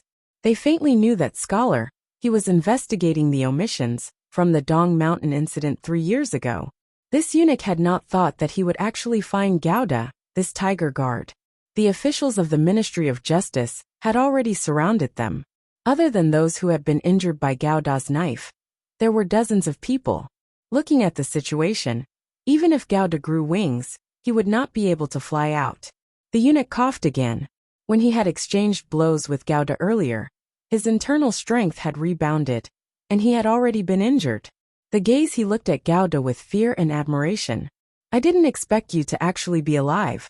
I also didn't expect you to not fall behind all these years. The eunuch's gaze was a bit muddy, but carried a ruthless coldness. Since I was lucky to run into you today, don't think about leaving. As if his face had changed, the eunuch's expression suddenly became cold and grim. Gauda had long gotten used to the way the internal court did things. He only looked at him calmly and said, "If you want to keep me here, you will probably have to pay a great price. We are not afraid of paying the price." The eunuch glanced at the beautiful woman beside him, and said with a strange smile, "However, the price you will pay may not be something you can bear. Just surrender. You know you have no way out, so why drag others down?" The eunuch said gently. At this moment, the sun had already set, leaving behind a wisp of helpless twilight that enveloped the city gate. It was drowsy and caused one to feel drowsy. A hint of struggle and sorrow flashed through Gauda's eyes. After a moment of silence, he faintly said, "If I'm captured by you, I won't be able to live. Does that mean she will be able to live?" The eunuch lowered his head and said a moment later, "Adults naturally have to pay for their actions. As for whether the child on your chest is dead or alive, only the palace can decide." "Then why shouldn't I? You don't have to die right now. You can live a few more days. As for this child, perhaps after that young man learns of this matter, he will be willing to protect it for you." The eunuch glanced at him meaningfully. "Young man?" A glimmer of confusion flashed through Gauda's eyes.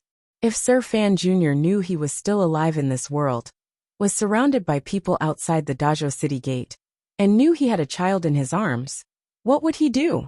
He had committed the crime of deceiving the ruler, so there was no reason for him to escape. However, Sir Fan Jr. should be able to protect the child in his arms, right? The officials of the Ministry of Justice all maintained their silence. The gaze they looked at the knife-wielding man carried a glimmer of fear. In the battle at the city gate earlier, in just a few breaths, 6 of their colleagues had died tragically to that blade light. They knew this knife-wielding man with his wife and child was the legendary Tiger Guard. The Tiger Guard who had fought Siga Jian to the death on Dong Mountain. They had already surrounded him. So why didn't they immediately charge forward and cut him to pieces? Everyone had this impulse because of the unease in their hearts. However, they knew that Scholar He's secret investigation this time would ultimately rely on these 3 internal court aces. The other party had not spoken to attack, so it was best for them to remain silent. Perhaps it was because he saw Gauda struggling and hesitating that the expression of the internal court ace gradually darkened. In a stern voice he said, "You were a Tiger Guard of the royal family. You fled on Dong Mountain and abandoned the ruler.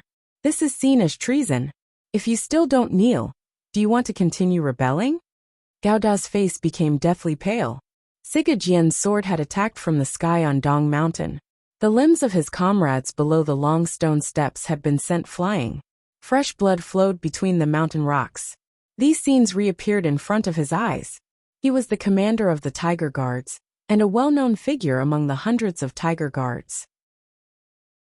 Ever since he was young, he had been instilled with the idea of loyalty to the ruler and patriotism. He was willing to die for the emperor. However, Gauda had followed Fan Xian for 3 whole years. His horizons had gradually widened. Most importantly, his personality and outlook on life had been greatly influenced by Fan Xian. Fan Xian had always been a gentle person. The small details of his daily life and the taste in his words were enough to affect too many people by his side. Thus, Gauda was the first Tiger Guard in history to flee on the eve of battle. The ace of the internal court had brought up the Dong Mountain incident to weaken his fighting spirit. The deathly pale color on Gauda's face did not remain for long. It gradually returned to normal. He stared at the other party with a chill and said, "Abandoned the ruler? Abandoned the ruler?"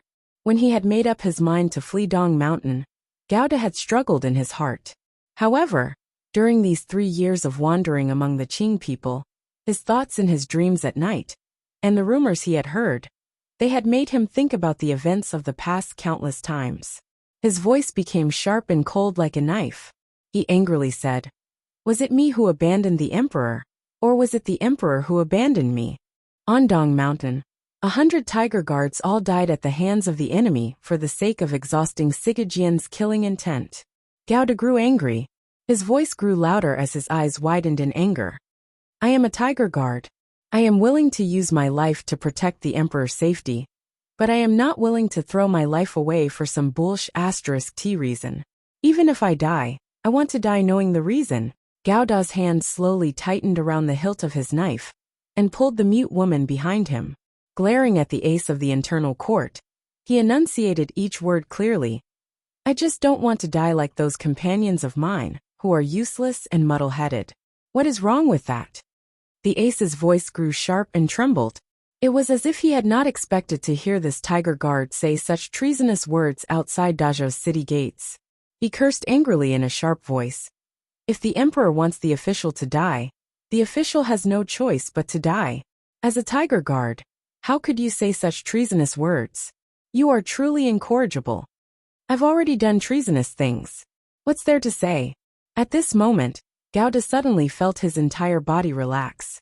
He had finally vented all of his resentment toward the emperor. Yes, the tiger guards were only death fighters raised by the royal family, but Gauda was already an independent person. He did not want to live muddle-headed and die muddle-headed. Gauda used strips of cloth to tightly tie the mute woman to his back. His hands forcefully tightened the lines. As he did this, no one at the city gates moved. They all waited nervously for the ace of the internal court to speak. If you continue to defy the edict, don't you think that Sir Fan Jr. will be dragged down by you? The ace's hands slowly trembled. He was gathering his energy. Suddenly, he opened his mouth and said something that pierced straight into Gauda's heart. Gauda laughed coldly and said, Who is Fan Xian? If he's dragged down, then he's dragged down. Is there anyone good in this world? The ace's expression changed slightly. It was as if he had not expected Gauda to say such a thing. Did he not have any affection for Sir Fan Jr. anymore? Of course, the truth of the matter was not like this. When the ace said that he was not under eunuch Yao's orders to capture him, Gauda knew that there was something fishy about this matter. After hearing Scholar He's name, Gauda immediately knew what he wanted to do. More accurately, he knew what he wanted to do. Regardless of whether it was in court or among the Qing people, everyone knew that in the Qing court, Sir Fan Jr. had been suppressing Scholar He with all his strength. Scholar He, relying on his royal favor, was also fighting desperately against Sir Fan Jr. The two sides were like fire and water. However, under the emperor's suppression, there was no chance for them to explode. Gauda knew that given Sir Fan Jr.'s ability and strength, it was impossible for He Zhongwei to find a way to defeat him. There did not seem to be a single hole in Sir Fan Jr.'s body. Unexpectedly he, who had escaped from Dong Mountain and survived, was without question a hole in Fan Xian's plan. He Zhongwei only wanted to capture Gauda or Wang Qinian. He didn't want these two people to die. As long as he captured Gauda, it would be like he had captured one of Fan Xian's tails. Even though Fan Xian didn't know he had a tail, Gauda lifted his wife's body up. The murderous intent in his eyes grew stronger and stronger. He stared at the ace and didn't say a word. If he was captured alive by the court and used by He Zhongwei to defeat Sir Fan Jr., what kind of harm would that cause? Gauda had followed Fan Xian for too long and understood him well. Sir Fan Jr. appeared cold and heartless, but he was actually a very protective person. This kind of protection was different from Director Chen's. Fan Xian would give his truest concern to the people close to him. If the court captured him, Sir Fan Jr. would probably risk a taboo to rescue him. Gauda did not want Sir Fan Jr. to sink into a dangerous situation for him, so he decided to fight to the death and not surrender. He would rather die in front of Dajo's city gates than surrender without a fight. He also did not want to drag him down for a few more days. However, he had wronged the wife behind him and the child in front of him. A glimmer of hopelessness flashed through Gauda's eyes, as well as a deep sense of guilt.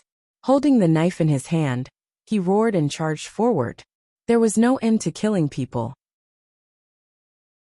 There would always be a moment when a knife would break.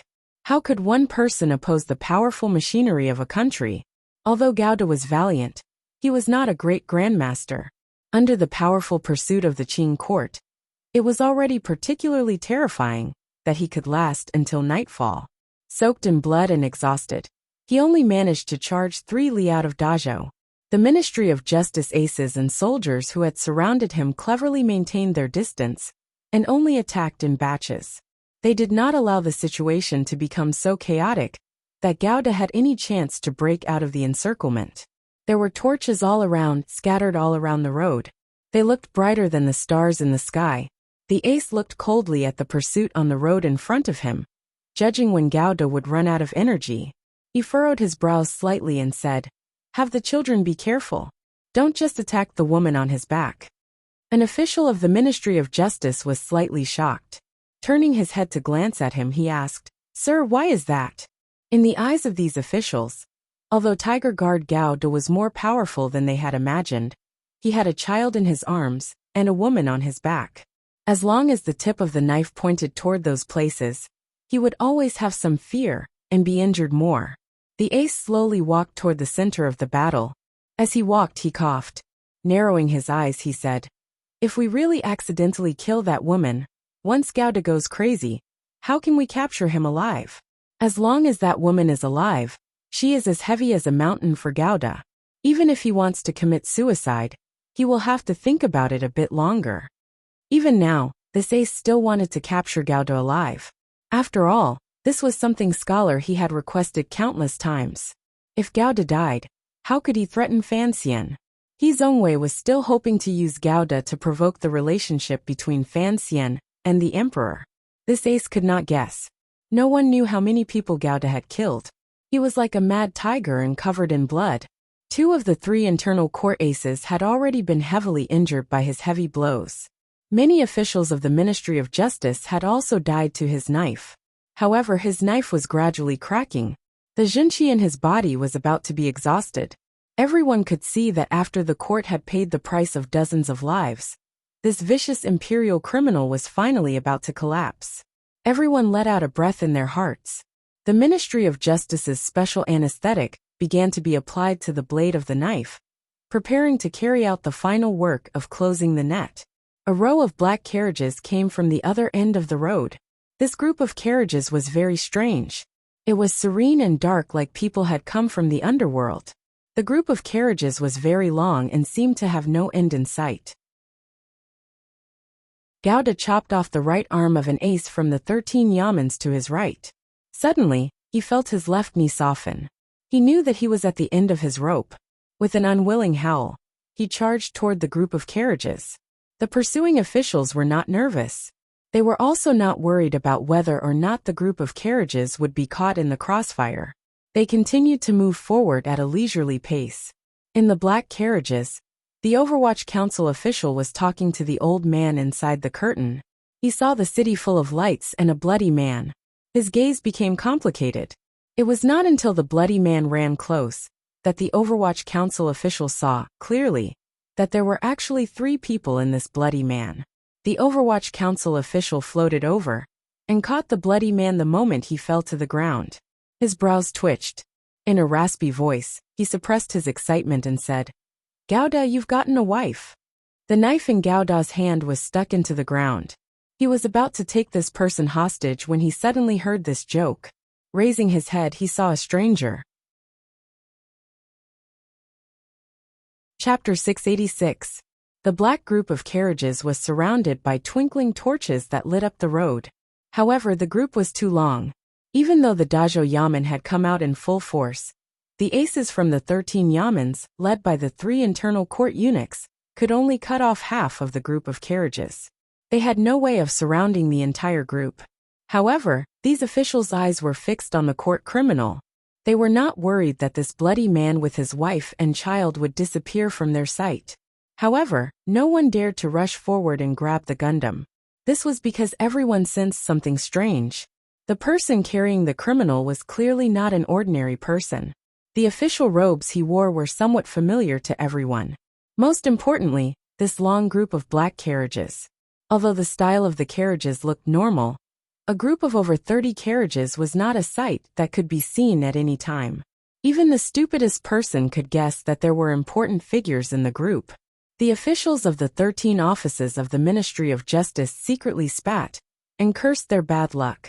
They had never thought that they would run into such a strange group of carriages outside the remote Dajo city. They had just been extremely lucky, and had finally captured a criminal of the imperial court that the court had been secretly searching for a long time. The officials of the Ministry of Justice did not panic. Although they temporarily did not know the identity of this group of carriages, they were acting on the orders of the Hall of Governmental Affairs. They could be considered half an imperial mission.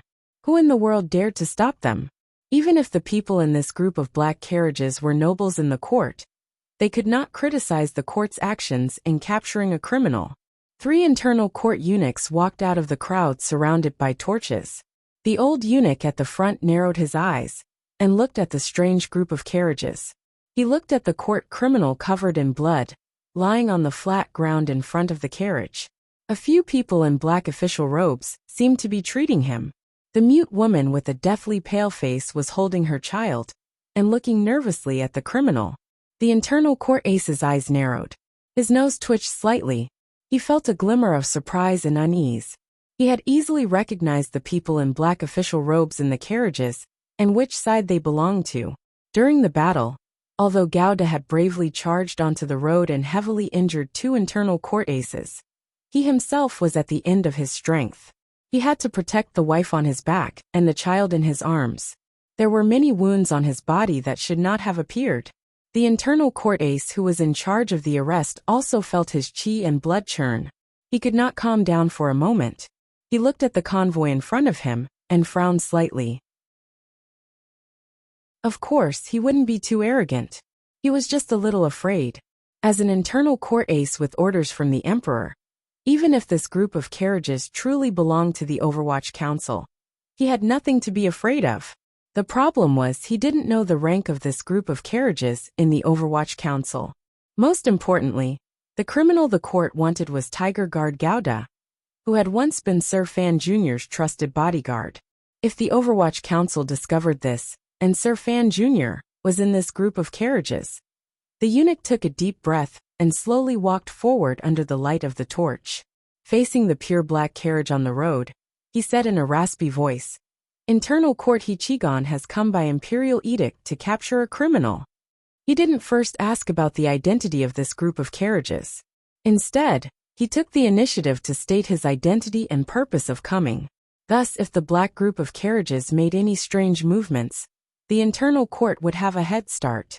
The aces of the 13 yamans of the Ministry of Justice gradually realized that something was wrong.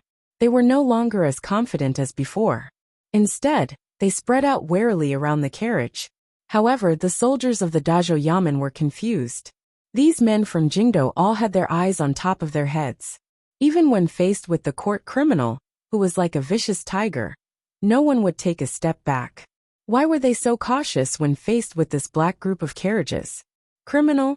The Overwatch Council official squatting by Gouda's side and tending to his injuries suddenly furrowed his brows. Hearing the internal court eunuch's words, a complicated emotion suddenly flashed through his eyes. Gazing at the unconscious Gouda, he muttered to himself in a low voice, "So, you also slipped away back then." The internal court eunuch did not receive a reply, but this was within his expectations. The Overwatch Council's actions had always been secretive. Once they went up against the major yamans of the court, they became unusually arrogant and unreasonable. Although the internal court had the function of supervising the Overwatch Council in name, with the deliberate connivance of Chun Pingping and Fan Xian, the previous 2 directors, the Overwatch Council was not very afraid of the internal court. Which official of the council is in the group of carriages? Is there something important? The internal court eunuch's eyelids drooped slightly. Coldly he said, "Please hand this criminal to the internal court to deal with." There were more than 30 carriages. No one knew how many officials, secret agents, or important items they carried. For the Overwatch Council to pull out more than 30 specially made carriages, if they were not protecting a particularly important person in the council, then they were responsible for a very important mission. Although this eunuch was an ace of the internal court, he did not want to affect the Overwatch Council's affairs. He was particularly afraid that his luck would be so bad that he would run into Sir Fan Jr. outside Dajo. The Overwatch Council official crouching by Gao Da's side slowly rose. Facing the blinding light of the torch, he narrowed his eyes and looked at the internal court ace. After a moment of silence, he suddenly said, "I am the deputy head of the Second Bureau of the Overwatch Council. Please show me your edict." The internal court eunuch's temple suddenly throbbed with a burning sensation. He had not thought that after he and his group had revealed their identities, this Overwatch Council official would still want to see the edict he carried with him. The Overwatch Council was not afraid of the internal court, and the internal court was even less afraid of the Overwatch Council. They were only afraid of the two directors of the Overwatch Council. In front of the Emperor, these two directors carried more weight than the entire internal court combined. Thus, in their daily interactions, the internal court was polite to the Overwatch Council, and the Overwatch Council did not want to offend the internal court. For this Overwatch Council official to say such a thing in a situation like this, it appeared incomparably tyrannical.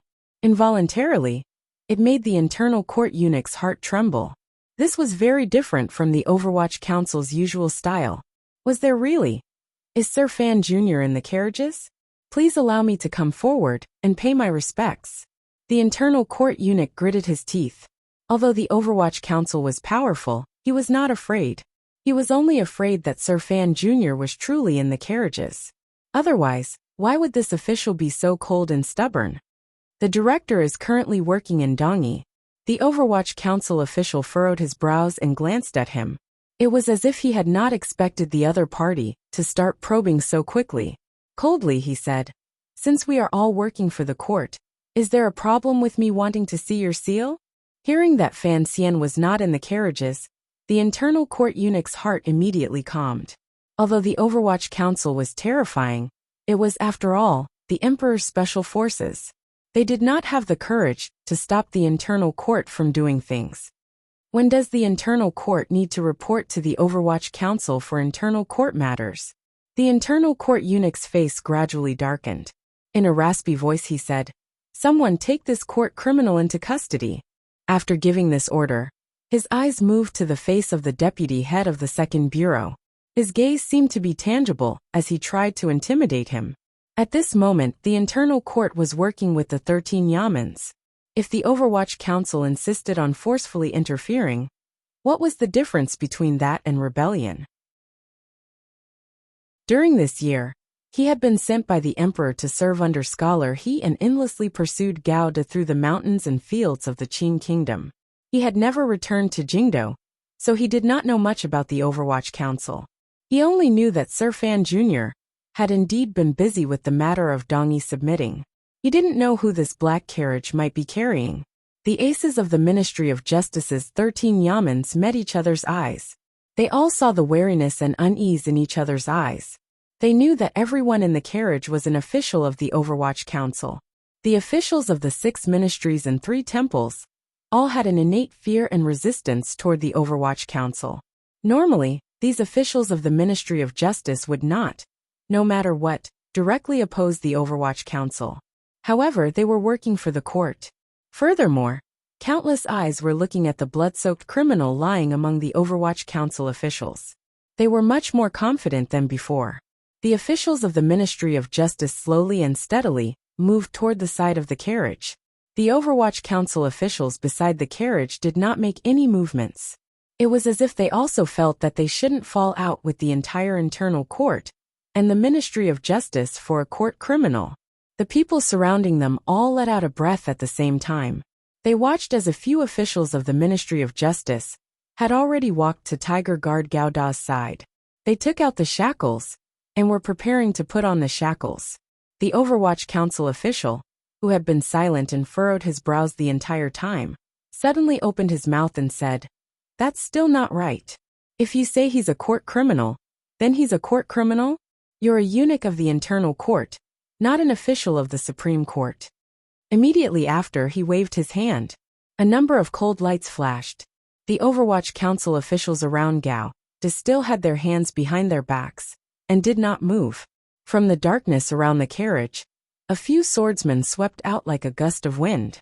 In a flash, they drew their swords and placed them across the necks of the officials of the Ministry of Justice. The faces of the officials of the Ministry of Justice immediately paled. They had been careful the entire time. They had not expected that such powerful aces were hidden in the seemingly distant darkness around the road illuminated by the torches. Before they could even make a move, they had been subdued by the other party. The internal court ace slowly raised his head and narrowed his eyes. His pupils constricted slightly as he looked at the movement in front of him. He looked at the swordsman completely shrouded in black clothing and couldn't help but feel a glimmer of coldness. The assassins of the 6th Bureau of the Overwatch Council truly lived up to their reputation. However, he was not afraid at all. Looking at the deputy head of the 2nd Bureau, he coldly said, "It looks like you also know the identity of this criminal, and that he was Director Fan's trusted aide. What was killing people? This was killing people." The hundreds of people present all heard these words. No one could kill everyone to silence them. As long as the Overwatch Council stopped the internal court from capturing this criminal, then the rumors added to Fan Xian's name would naturally travel to Jingdo. The Overwatch Council official lowered his head slightly and thought for a moment. He then said, "Stupid old eunuch, I don't care what you say. You said you were acting by imperial edict, so I want to see your seal. Even if you don't have it, you still have to show me the Ministry of Justice's wanted notice. Otherwise, if I say you are a bandit who has brought disaster to your village, what excuse do you have?" After saying this, a cold smile rose to the corners of the official's lips. He appeared icy and confident. Standing behind everyone, the Dajo Jijo was the highest-ranking official. However, he knew that there was something fishy about this matter. Furthermore, it involved the Overwatch Council, the Hall of Governmental Affairs, the Internal Court, and the Ministry of Justice. As a mere Jijo of a small province, how could he involve himself in this? Hearing about the bandit, the Jijo couldn't help but smile bitterly. The people of the Overwatch Council were indeed shameless and ruthless. In front of so many court officials, they dared to call an internal court eunuch a bandit. Capturing Gao Da and Wang Qinian had always been a secret matter that He Zhongwei had secretly carried out. He wanted to hide this matter until the end, so that once the conflict between the Emperor and Fan Xian exploded, there would be no chance to turn it around. Thus, he had not reported it to the Emperor ahead of time. Of course, it was impossible for him to have the Emperor's personal seal. Furthermore, he did not dare to let Fan Xian's powerful subordinates know of his plans. Thus, everything was done in secret. There wasn't even a Ministry of Justice wanted notice. If he captured Gao Da or Wang Qinian, it would be easy to make up for these procedures later. However, the Overwatch Council official had sharp eyes and immediately saw the problem. With one sentence, he forced the internal court and the Ministry of Justice's special department officials to the foot of the mountain. The internal court eunuch was silent for a moment. He could not bring out the Emperor's edict or the Ministry of Justice's wanted notice, but he could not just watch as Gao Da, a court criminal, slipped away in front of his eyes. My identity is naturally verified by the officials of the Ministry of Justice. All the officials of the Ministry of Justice have tokens with them. The internal court eunuch coldly turned the matter in another direction. If the Overwatch Council wants to stop us, they might as well kill us all. After these words were said, the entire road fell silent. A stern and cold atmosphere began to spread among the crowd. They appeared nervous, but the internal court eunuch's heart was calm. Presumably, the officials in the Overwatch Council carriages had already learned of Tiger Guard Gao Da's identity in the shortest amount of time possible. They knew of Gao Da's relationship with their director. Regardless of whether or not they had found out what the court wanted to do with this matter, they would not allow the internal court to capture Gao Da so easily. The problem was, the internal court and Ministry of Justice had to capture Gao Da and bring him back to Jingdo before the Overwatch Council sent the information to Fan Xian. They had to use force. The internal court eunuch believed that no matter how forceful the Overwatch Council was, they would not kill everyone in the mountains of the Qin Kingdom. The eunuch believed that the 30-odd carriages of the Overwatch Council had the power to kill all of them. He believed that if the Overwatch Council did not want to rebel, they would not use such ruthless methods. Thus, he walked coldly and slowly toward Gao Da. The Overwatch Council official turned his body and looked at him coldly out of the corner of his eye. It was as if he was still calculating how to handle the situation before him. If this had been any other time, the official would have long thought of countless sinister ideas that would make the internal court and Ministry of Justice want to eat sh*t. However, he had suddenly encountered Gouda and suddenly heard that the court was capturing an imperial criminal. In particular, he had discovered the hidden dangers of this matter that could drag the commissioner into it. The official's emotions were agitated. For a moment he could not come up with a firm idea. No one came down from the carriage. All of the Overwatch Council officials and secret agents, including the 6th Bureau swordsman hidden in the darkness, waited for him to speak. He still did not speak until the internal court eunuch walked to Gouda's side. Right at this moment, a wave of noise suddenly broke the silence and austere atmosphere outside Dajo City. A wave of women's laughter and noise suddenly resounded through the night sky. It was just like the stories of fox immortals told in novels. The silent long night suddenly became a paradise for people to take a stroll in. Everyone's ears perked up. They grew nervous. How could there suddenly be so many women in the middle of the night? Immediately after, these people's eyes widened. They had never thought that one day, no, one night, they would see so many beautiful women at the same time. Countless beautiful women in colorful dresses, beautiful as the wind, elegant figures, and all kinds of makeup surged from the back of the carriages toward the sternly scene. They seemed to not know that there was a tense atmosphere in front of them. They continued to excitedly talk about the frustrations of the journey, and whose rouge was stained with dust. The road back home seemed to be quite far.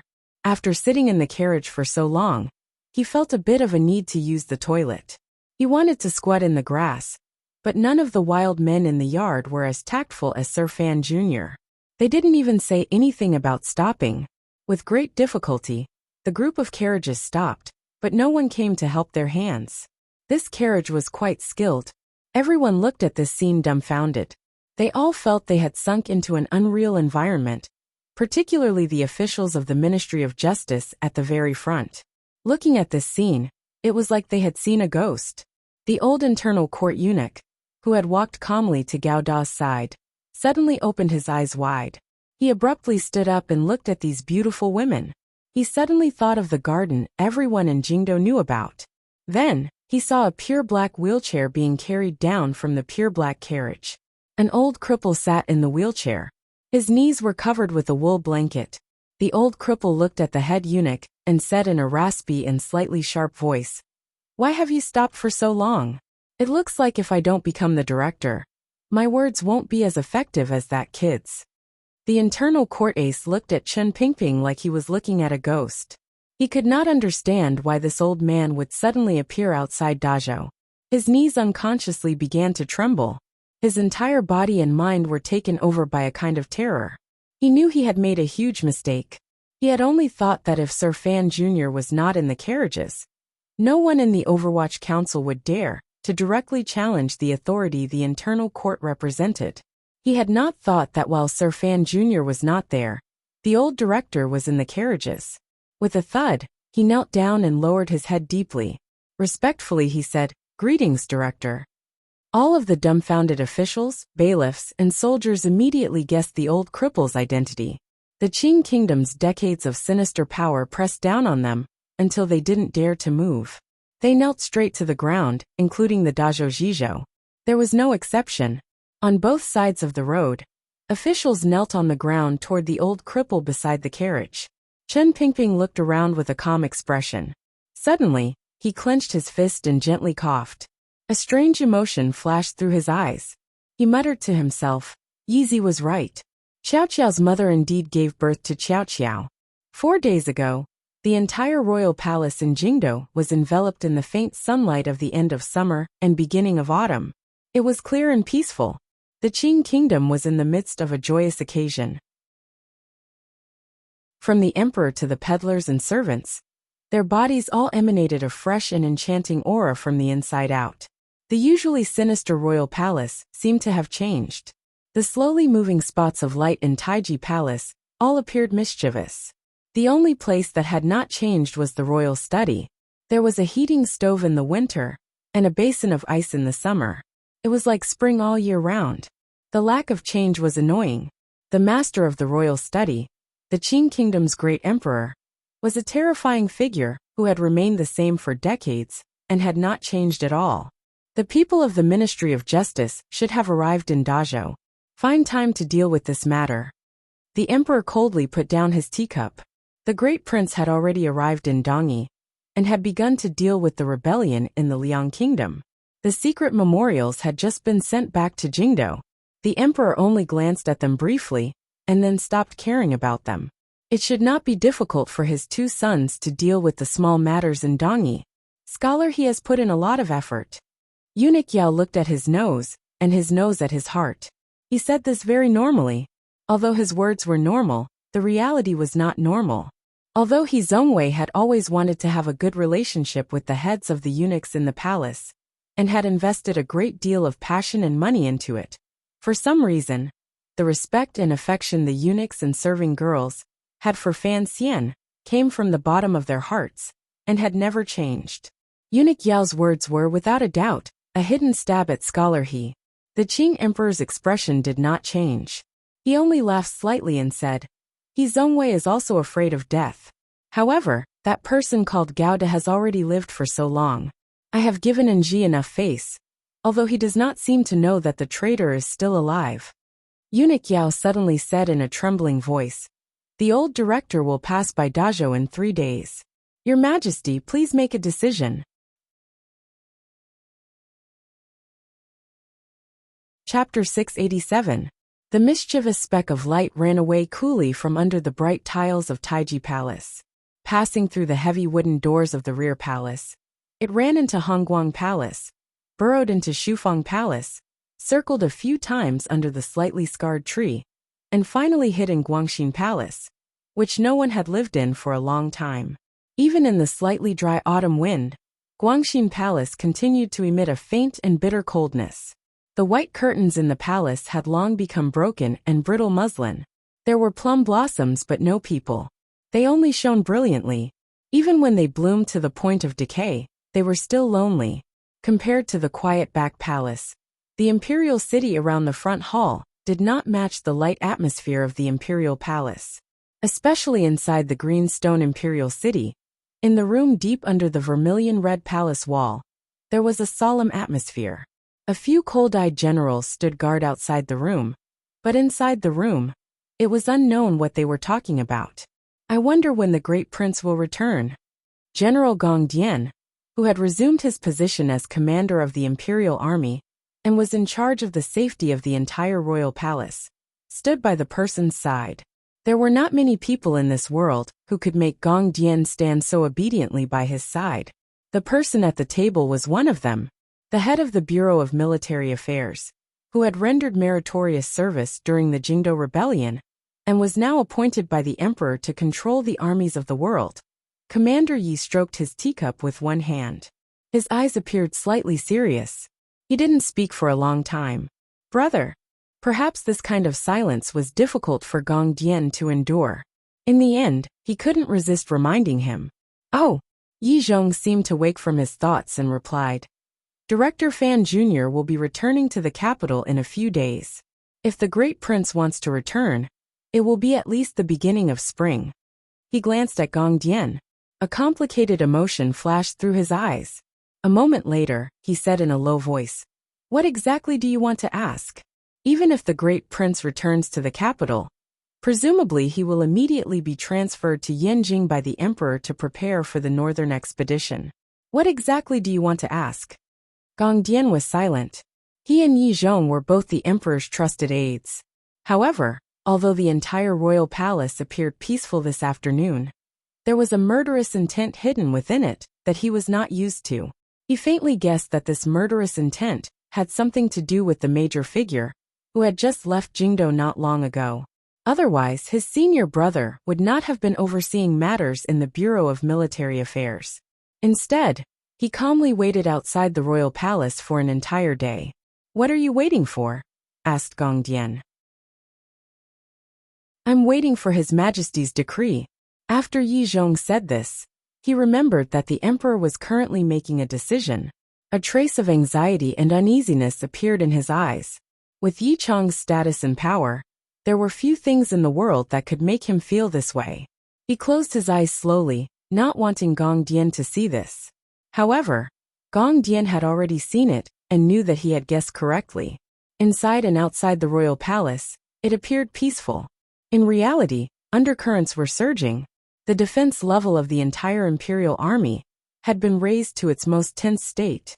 Gong Dian had only accepted orders from the internal court. He didn't know what the emperor deep in the palace was guarding against. Immediately after, the imperial army received a seal from the Jingdo garrison. Only then did they know that Shi Fei had led 15,000 Jingdo garrison soldiers and spread out in a formation along the south side of Jingdo. It seemed to be a drill, but it also seemed like they were preparing for a major battle. The Bureau of Military Affairs also moved. The internal court also moved. In the streets and alleys of Jingdo, various factions began to prepare. To be able to move so much military power and arrange such a large formation within one day, it could only be the Qing emperor alone. In the present world, there was only one person who was worthy of the emperor's serious and careful treatment, and who had the power to make the emperor expend so much energy. Only that person could make Yi Zhong, the head of the Bureau of Military Affairs, unable to stop his uneasiness and anxiety as he waited for the emperor's final decree. All sorts of situations interweaved together. Gong Dian finally confirmed that the emperor was going to act against Director Chen. Why? Gong Dian's throat was a bit dry. He sat down by Yi Zhong's side and raised his cup of cold tea to drink it in one gulp. However, it did not extinguish the burning fear in his heart. The imperial army protecting the palace, the movement of the garrison, and the Bureau of Military Affairs were, without question, arrangements aimed at the Overwatch Council in Jingdo. Regardless of whether it was the emperor, Commander Yi Zhong, or Gong Dian, once they thought that the person they were going to deal with was Chen Pingping, none of them had complete confidence. Only these people at the very top of the Qing kingdom knew what kind of power Chen Pingping, this skinny old cripple, had in his hands. Although he was no longer the director of the Overwatch Council, he had been the king in the darkness of the land for decades. Once he was in a dangerous situation, who knew what kind of power he would explode with? What made Gong Dian feel the most terrified, uneasy, and even faintly angry at the emperor was that he could not find any reason why the court wanted to deal with Director Chen. Was it just because his achievements shocked the emperor? This made no sense at all. If he had considered this, perhaps the emperor would have killed Chen Pingping 20 years ago. Did Chen Pingping have disloyalty? Everyone under heaven knew that Director Chen was the most loyal official at the emperor's side.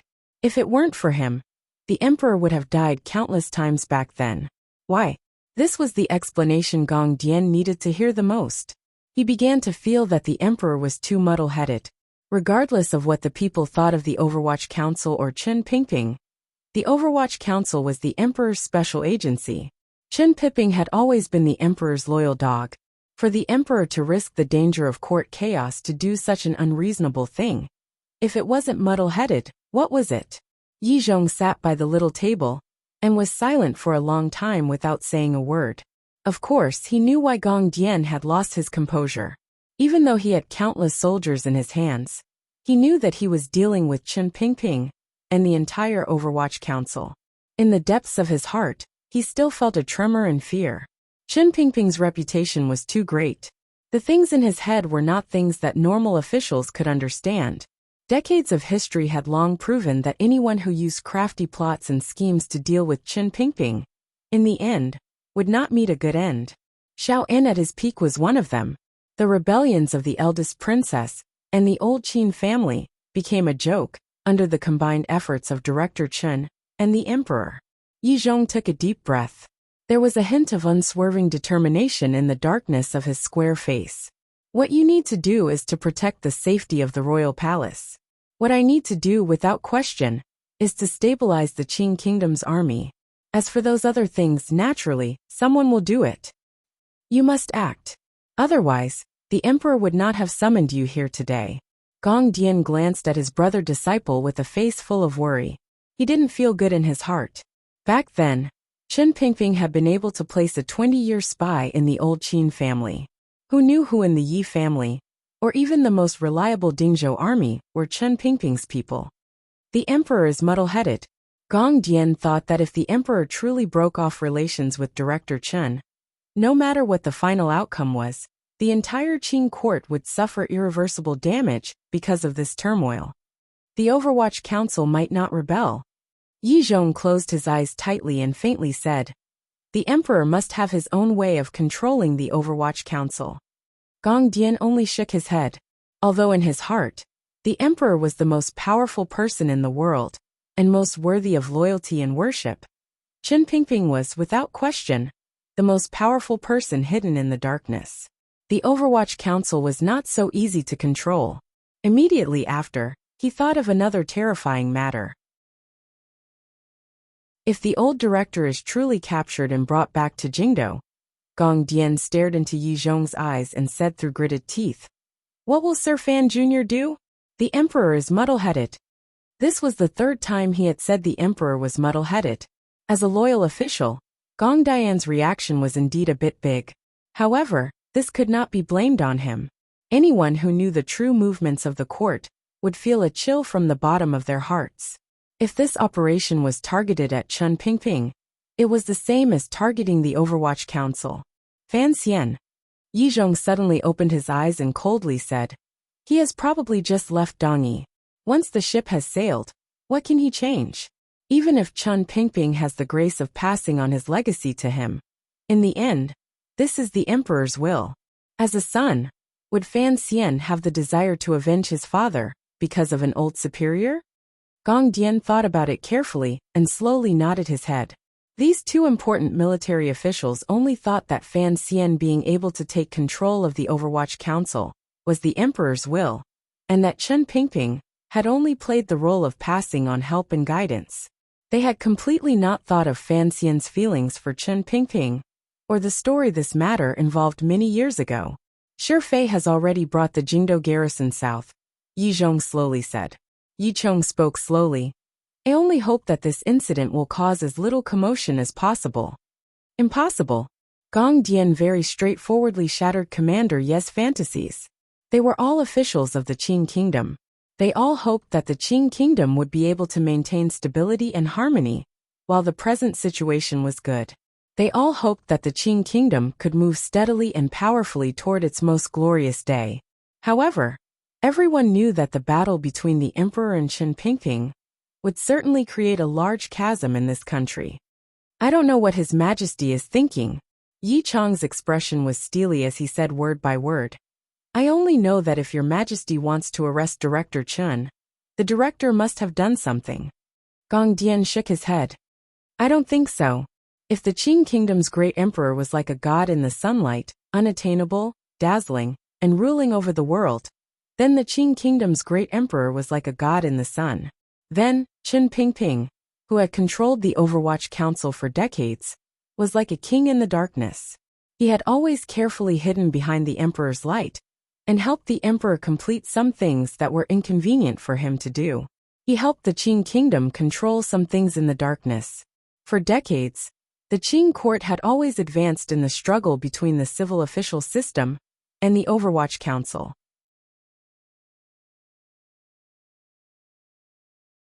Earlier, a glimmer of bewilderment had involuntarily risen in his eyes. For him, whose heart was like the sky, this kind of bewilderment was an emotion that hadn't appeared in many years. Perhaps only Chen Pingping, who had accompanied him since he was a child, who had always been loyal to him, who had saved his life many times, opened mountains for the Qin Kingdom, and made countless contributions, could cause him to sink into such emotions.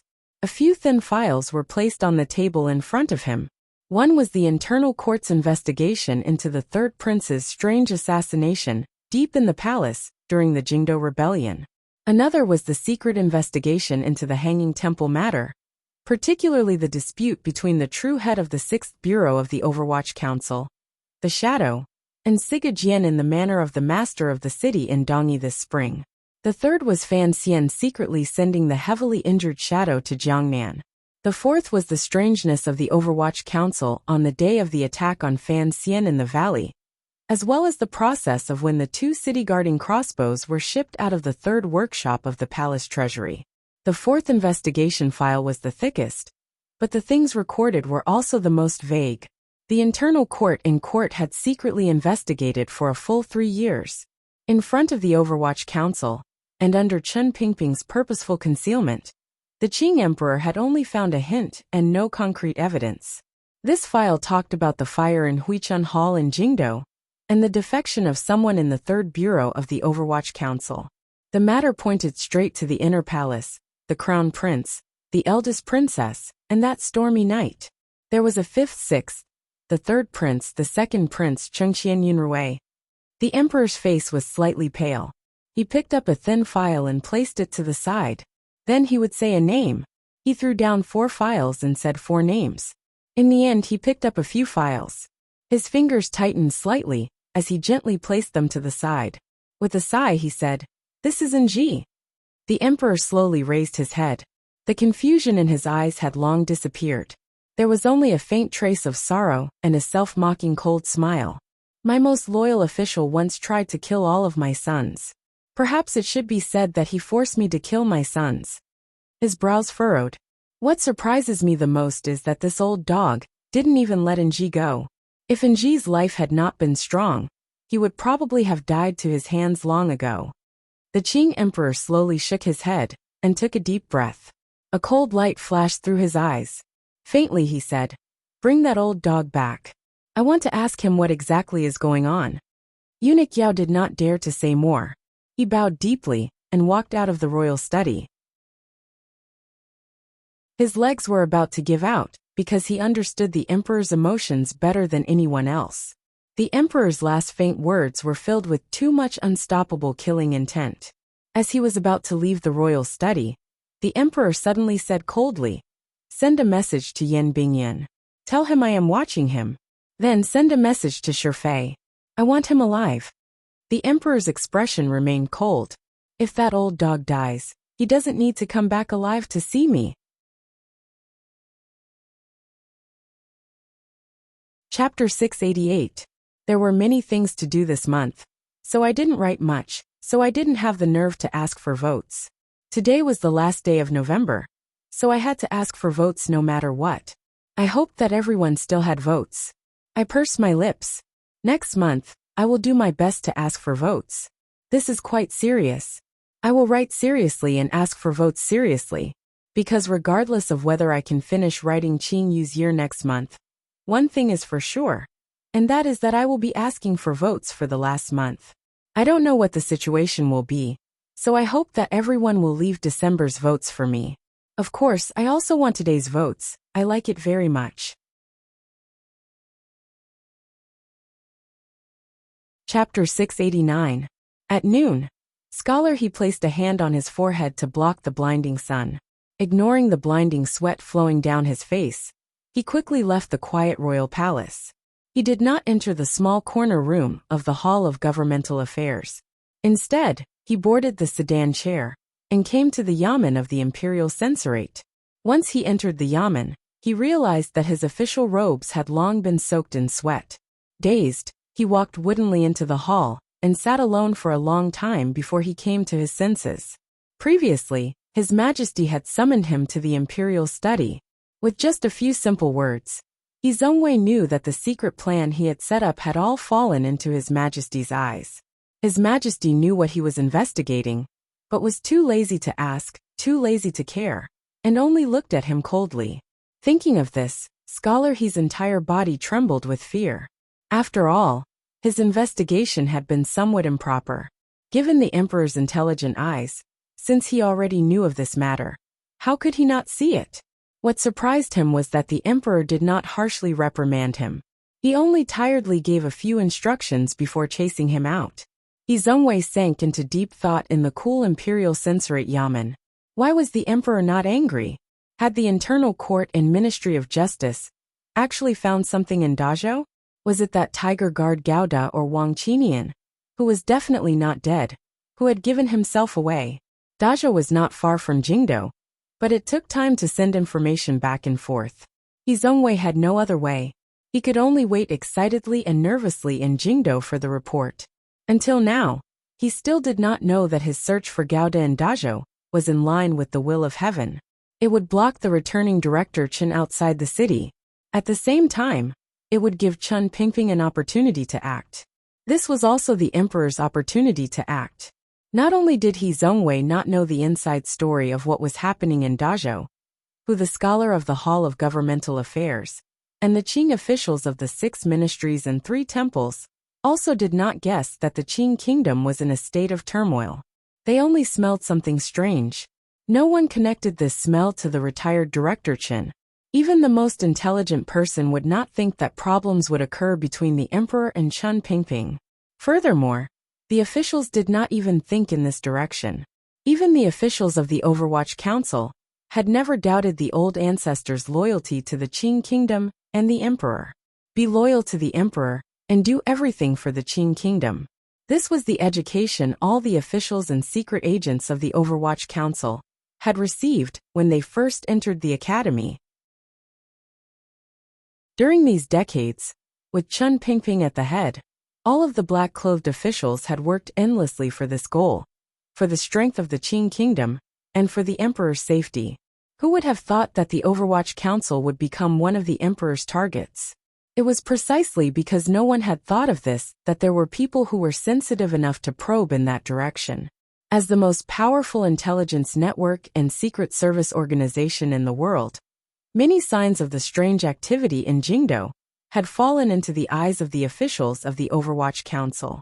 In particular, the increase in the level of defense of the Imperial Army, the sudden movement of the Jingdo garrison, and even Scholar He's sudden entry into the palace and dejectedly leaving the palace had all fallen into different eyes. Through different channels, they were all sent back to the square black-gray building. Other than the 5th Bureau, where the Black Knights were, all of the leading figures of the 8 bureaus were in the black-gray building of the Overwatch Council. The sun had just moved to the west when the intelligence reports had been gathered to the 2nd Bureau. After being sorted out by different intelligence officials, they were then placed on the desk of the head of the 2nd Bureau. The head of the 2nd Bureau was a middle-aged man. He was one of the few old officials of the 8 bureaus who had stayed behind. Ever since Fan Xian became the commissioner of the Overwatch Council, and gradually began to take over the power of the Overwatch Council. In order to make his takeover smoother, Chen Pingping began to persuade the old officials of the 8 bureaus to leave.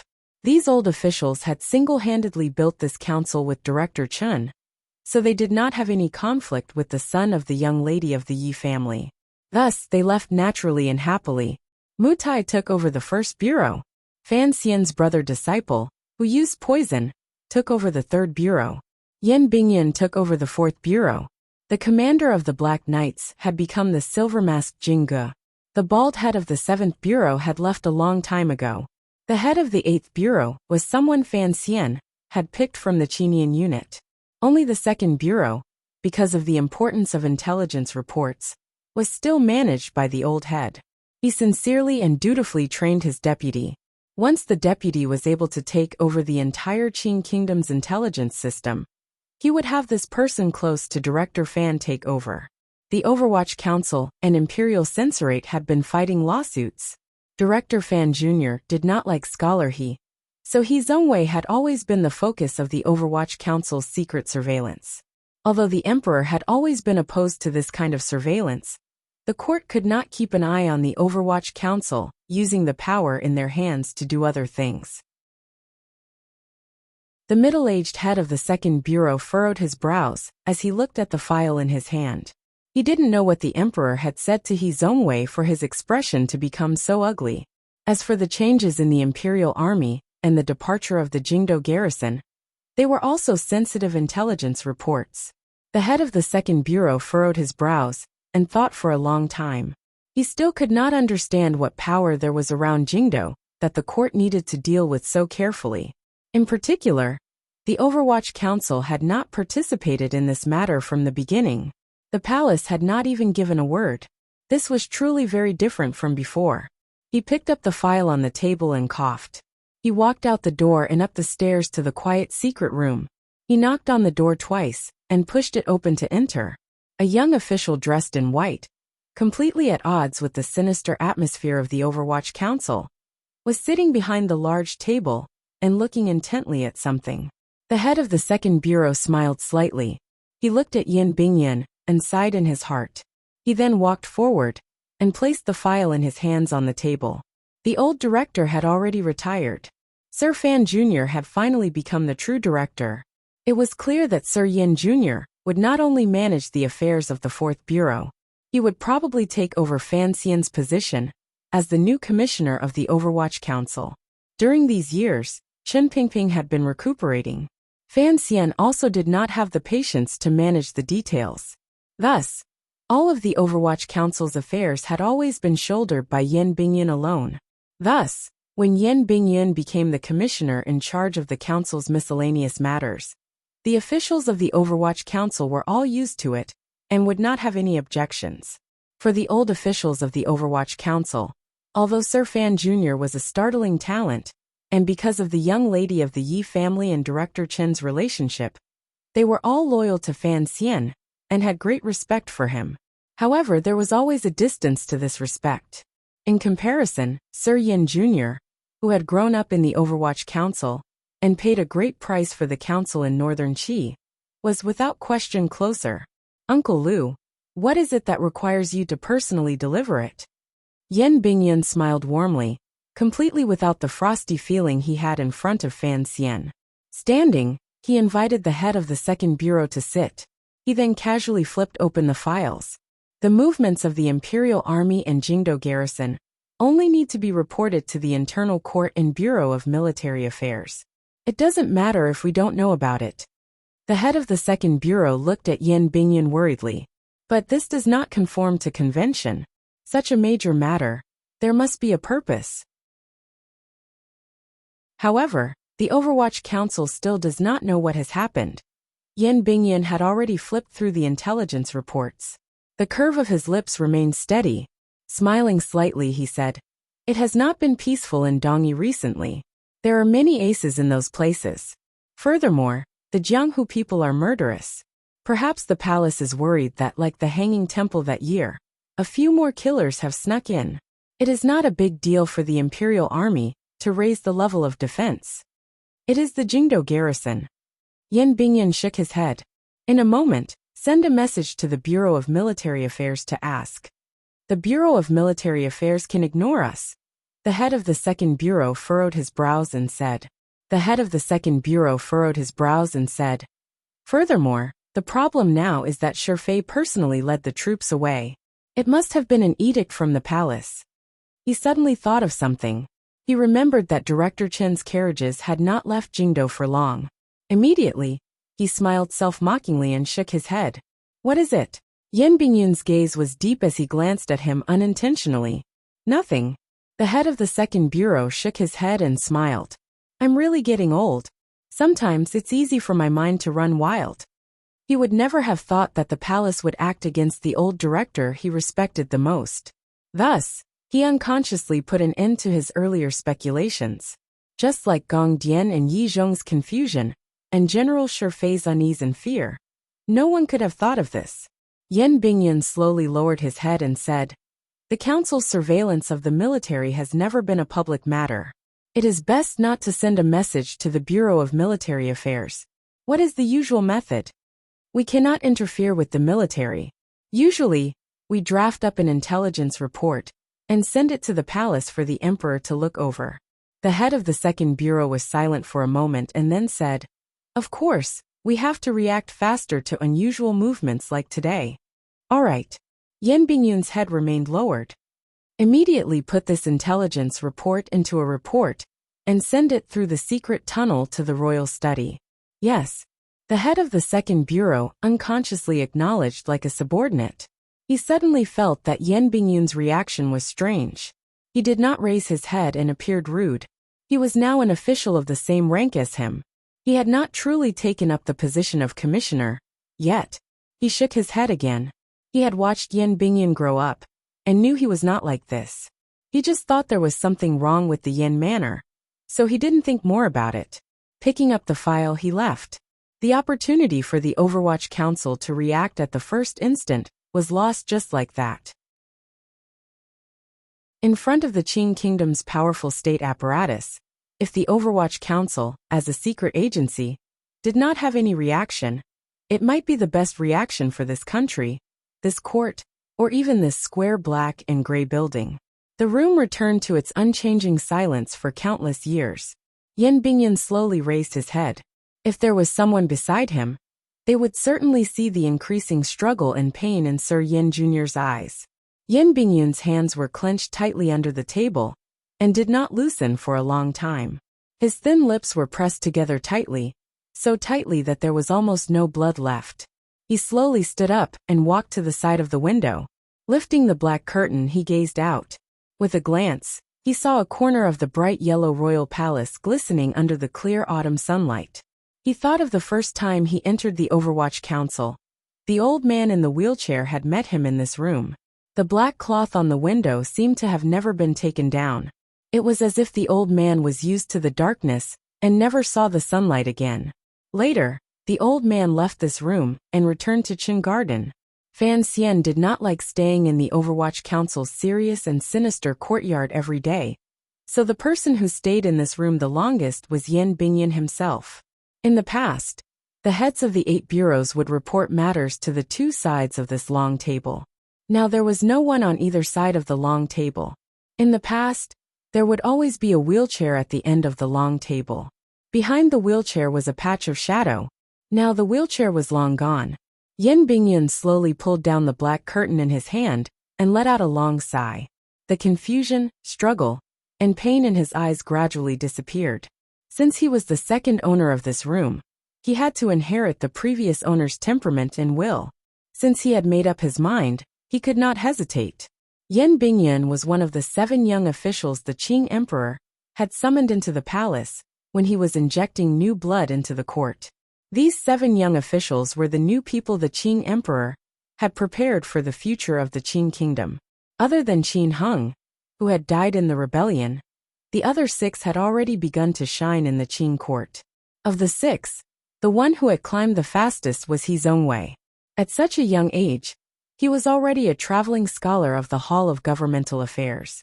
He also held the position of imperial censor of the left. Yen Bingyan and Cheng Jialin, one of Fan Xian's 4 disciples, were, without question, grouped into Fan Xian's faction. However, no one knew how much effort and intimidation the Qing Kingdom's mighty emperor had put into the Overwatch Council's Sir Yin Jr. during that night's conversation. In the emperor's eyes, the most important of the so-called 7 gentlemen were He Zhongwei and Yen Bingyan. Faced with this letter, he still felt that he could not bear the burden. Fortunately, the person who truly needed this letter was Shi Fei, an important official sent by the military from Yanjing. Because he had not been in Jingdo for a long time, he had been sent by the emperor on such a dangerous mission. As the head of the Bureau of Military Affairs, Yi Zhong couldn't help but feel a wave of sorrow for Shi Fei. At the same time, a chill rose in his heart. The emperor had sent the military from Yanjing to handle this matter, and not the Dingzhou army. Other than the fact that Shi Fei was leading the Jingdo garrison, it had to be said that Yi Zhong had lived in Jingdo for a long time. The emperor was not at ease with his relationship with Chun Pingping. Yi Zhong understood this, but his expression did not change at all. Eunuch Yao left the imperial army camp empty-handed. With his body hunched, he slowly walked deeper into the palace. Like Yi Zhong, many complicated emotions rose and fell in this head eunuch's heart. After serving in the palace for a long time, he was used to the conversation between the emperor and old director Chen that was completely different from that between ruler and official. He knew that in the emperor's heart, old director Chen was not just a normal official. Thinking of the emperor's angry scene in the royal study, the smile on eunuch Yao's face involuntarily became bitter. In his opinion, if the emperor truly wanted to punish old director Chen, then wouldn't it have been more convenient for the emperor to take action in Jingdo when the old director had entered the palace to bid farewell? Why did he have to wait until old Director Chun had already left the capital and was on his way home before taking action? The matter was in Dazhou. The Tiger Guard who had escaped before the battle was in Dazhou. The Ministry of Justice aces that scholar he had sent were in Dazhou. The aces that the internal court had sent to help the imperial censorate were also in Dazhou. Eunuch Yao understood the emperor's intentions better than anyone. It looked like the emperor was still watching. Eunuch Yao knew that if old Director Chen truly wanted to escape, unless the emperor personally led troops to chase after him, no one would be able to stop that strange old creature. He walked to Taiji Palace and leaned against the side of a pillar, enjoying a rare moment of peace. The eunuchs and serving girls who passed him bowed respectfully and slightly fearfully, and then silently left. Eunuch Yao closed his eyes and enjoyed the early autumn afternoon sunlight. He sighed to himself and said to himself, "Old director, since you've left, don't come back. The emperor also doesn't want you to come back." After the cold-blooded and heartless Qing emperor had secretly investigated for a long time, he still went against his nature and gave Chen Pingping a chance to defend himself, and a chance to leave. Before Chen Pingping left, he did not defend himself. Now outside Dazhou, he had run into Tiger Guard Gouda, who was wanted by the court. It all depended on whether or not he was willing to leave. If Chen Pingping was willing to leave, perhaps this matter would be over. If he was not willing to leave, then he would have to return to Jingdou. This was not the Qing emperor's affection for Chen Pingping. It was probably more of an interrogation, questioning, and quiet questioning of Chen Pingping's heart. The Qing emperor and Chen Pingping had known and accompanied each other for decades. He could accept anyone betraying him, because a paranoid emperor never trusted anyone in the world. However, he could not accept Chen Pingping betraying him. He didn't even believe any of the truths he had discovered. When a person lived in this world, they were always afraid of being alone, particularly the person sitting on the throne. Perhaps the Qing emperor himself did not realize that Chen Pingping, this seemingly lonely old cripple, was the only source of warmth in his cold heart that could prove he was a living person. Thus, the emperor was angry and worried. Until the end, he still looked at himself and Chen Pingping's heart with a glimmer of uncertainty. Those closely involved could not see clearly. Perhaps the only person who could see all of this clearly was the head eunuch leaning against a pillar in Taiji Palace and basking in the sun. Eunuch Hong liked to bask in the sun. Eunuch Yao also liked to bask in the sun. Eunuch Ho, who had died to Fan Xian's hand, also liked to bask in the sun. It was probably because these abnormal people hid too many secrets in their hearts. Their eyes were more sinister than anyone else's, allowing them to know too much about the emperor's joys, anger, sorrow, and joy. However, they could not say it or think about it. Thus, they could only allow the sun to shine endlessly on their bodies to prevent the secrets in their bodies from becoming moldy and the icy emotions from frostbite them. Eunuch Yao closed his eyes and slowly breathed. He was not a powerful warrior like Hong Xiang. He also did not have the noble spirit to sacrifice himself for the Qing kingdom's unification of the world. He was just a cautious and careful person. All of his goals were to ensure that he could live on safely. Thus, other than fear, he had no other thoughts regarding the matter between the emperor and old Director Chen. "The sun is truly quite good today," Eunuch Dai said with a smile as he walked out from the side of the hall and leaned against him. Eunuch Yao smiled and glanced at his old companion. The two of them had entered the palace together. However, Eunuch Dai's days in the palace had not been as peaceful as his.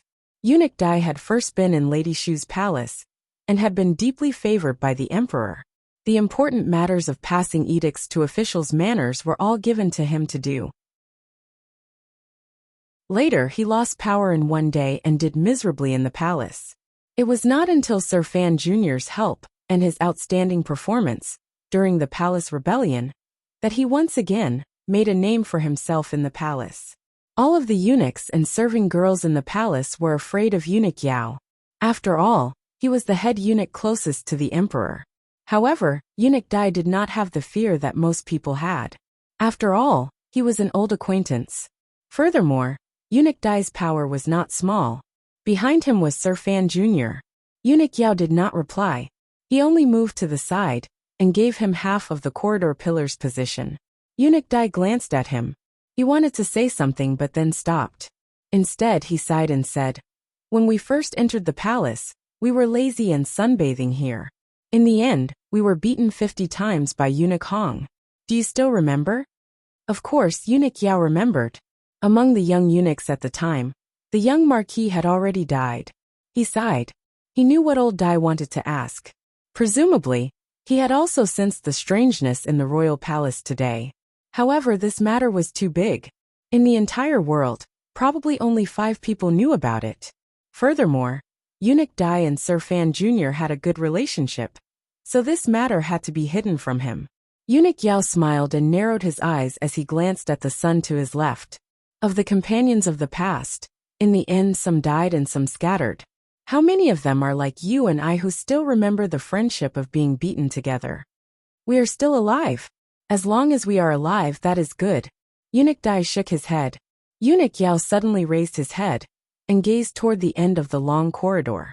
He saw a young eunuch slowly walking over with his back hunched.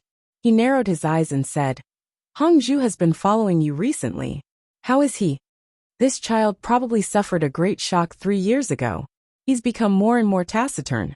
Eunuch Dai clearly liked the clever and taciturn young eunuch. He sighed and said, "Back then he was also a popular person in the Eastern Palace. Who would have thought that he would end up like this? Back then he also served in the royal study.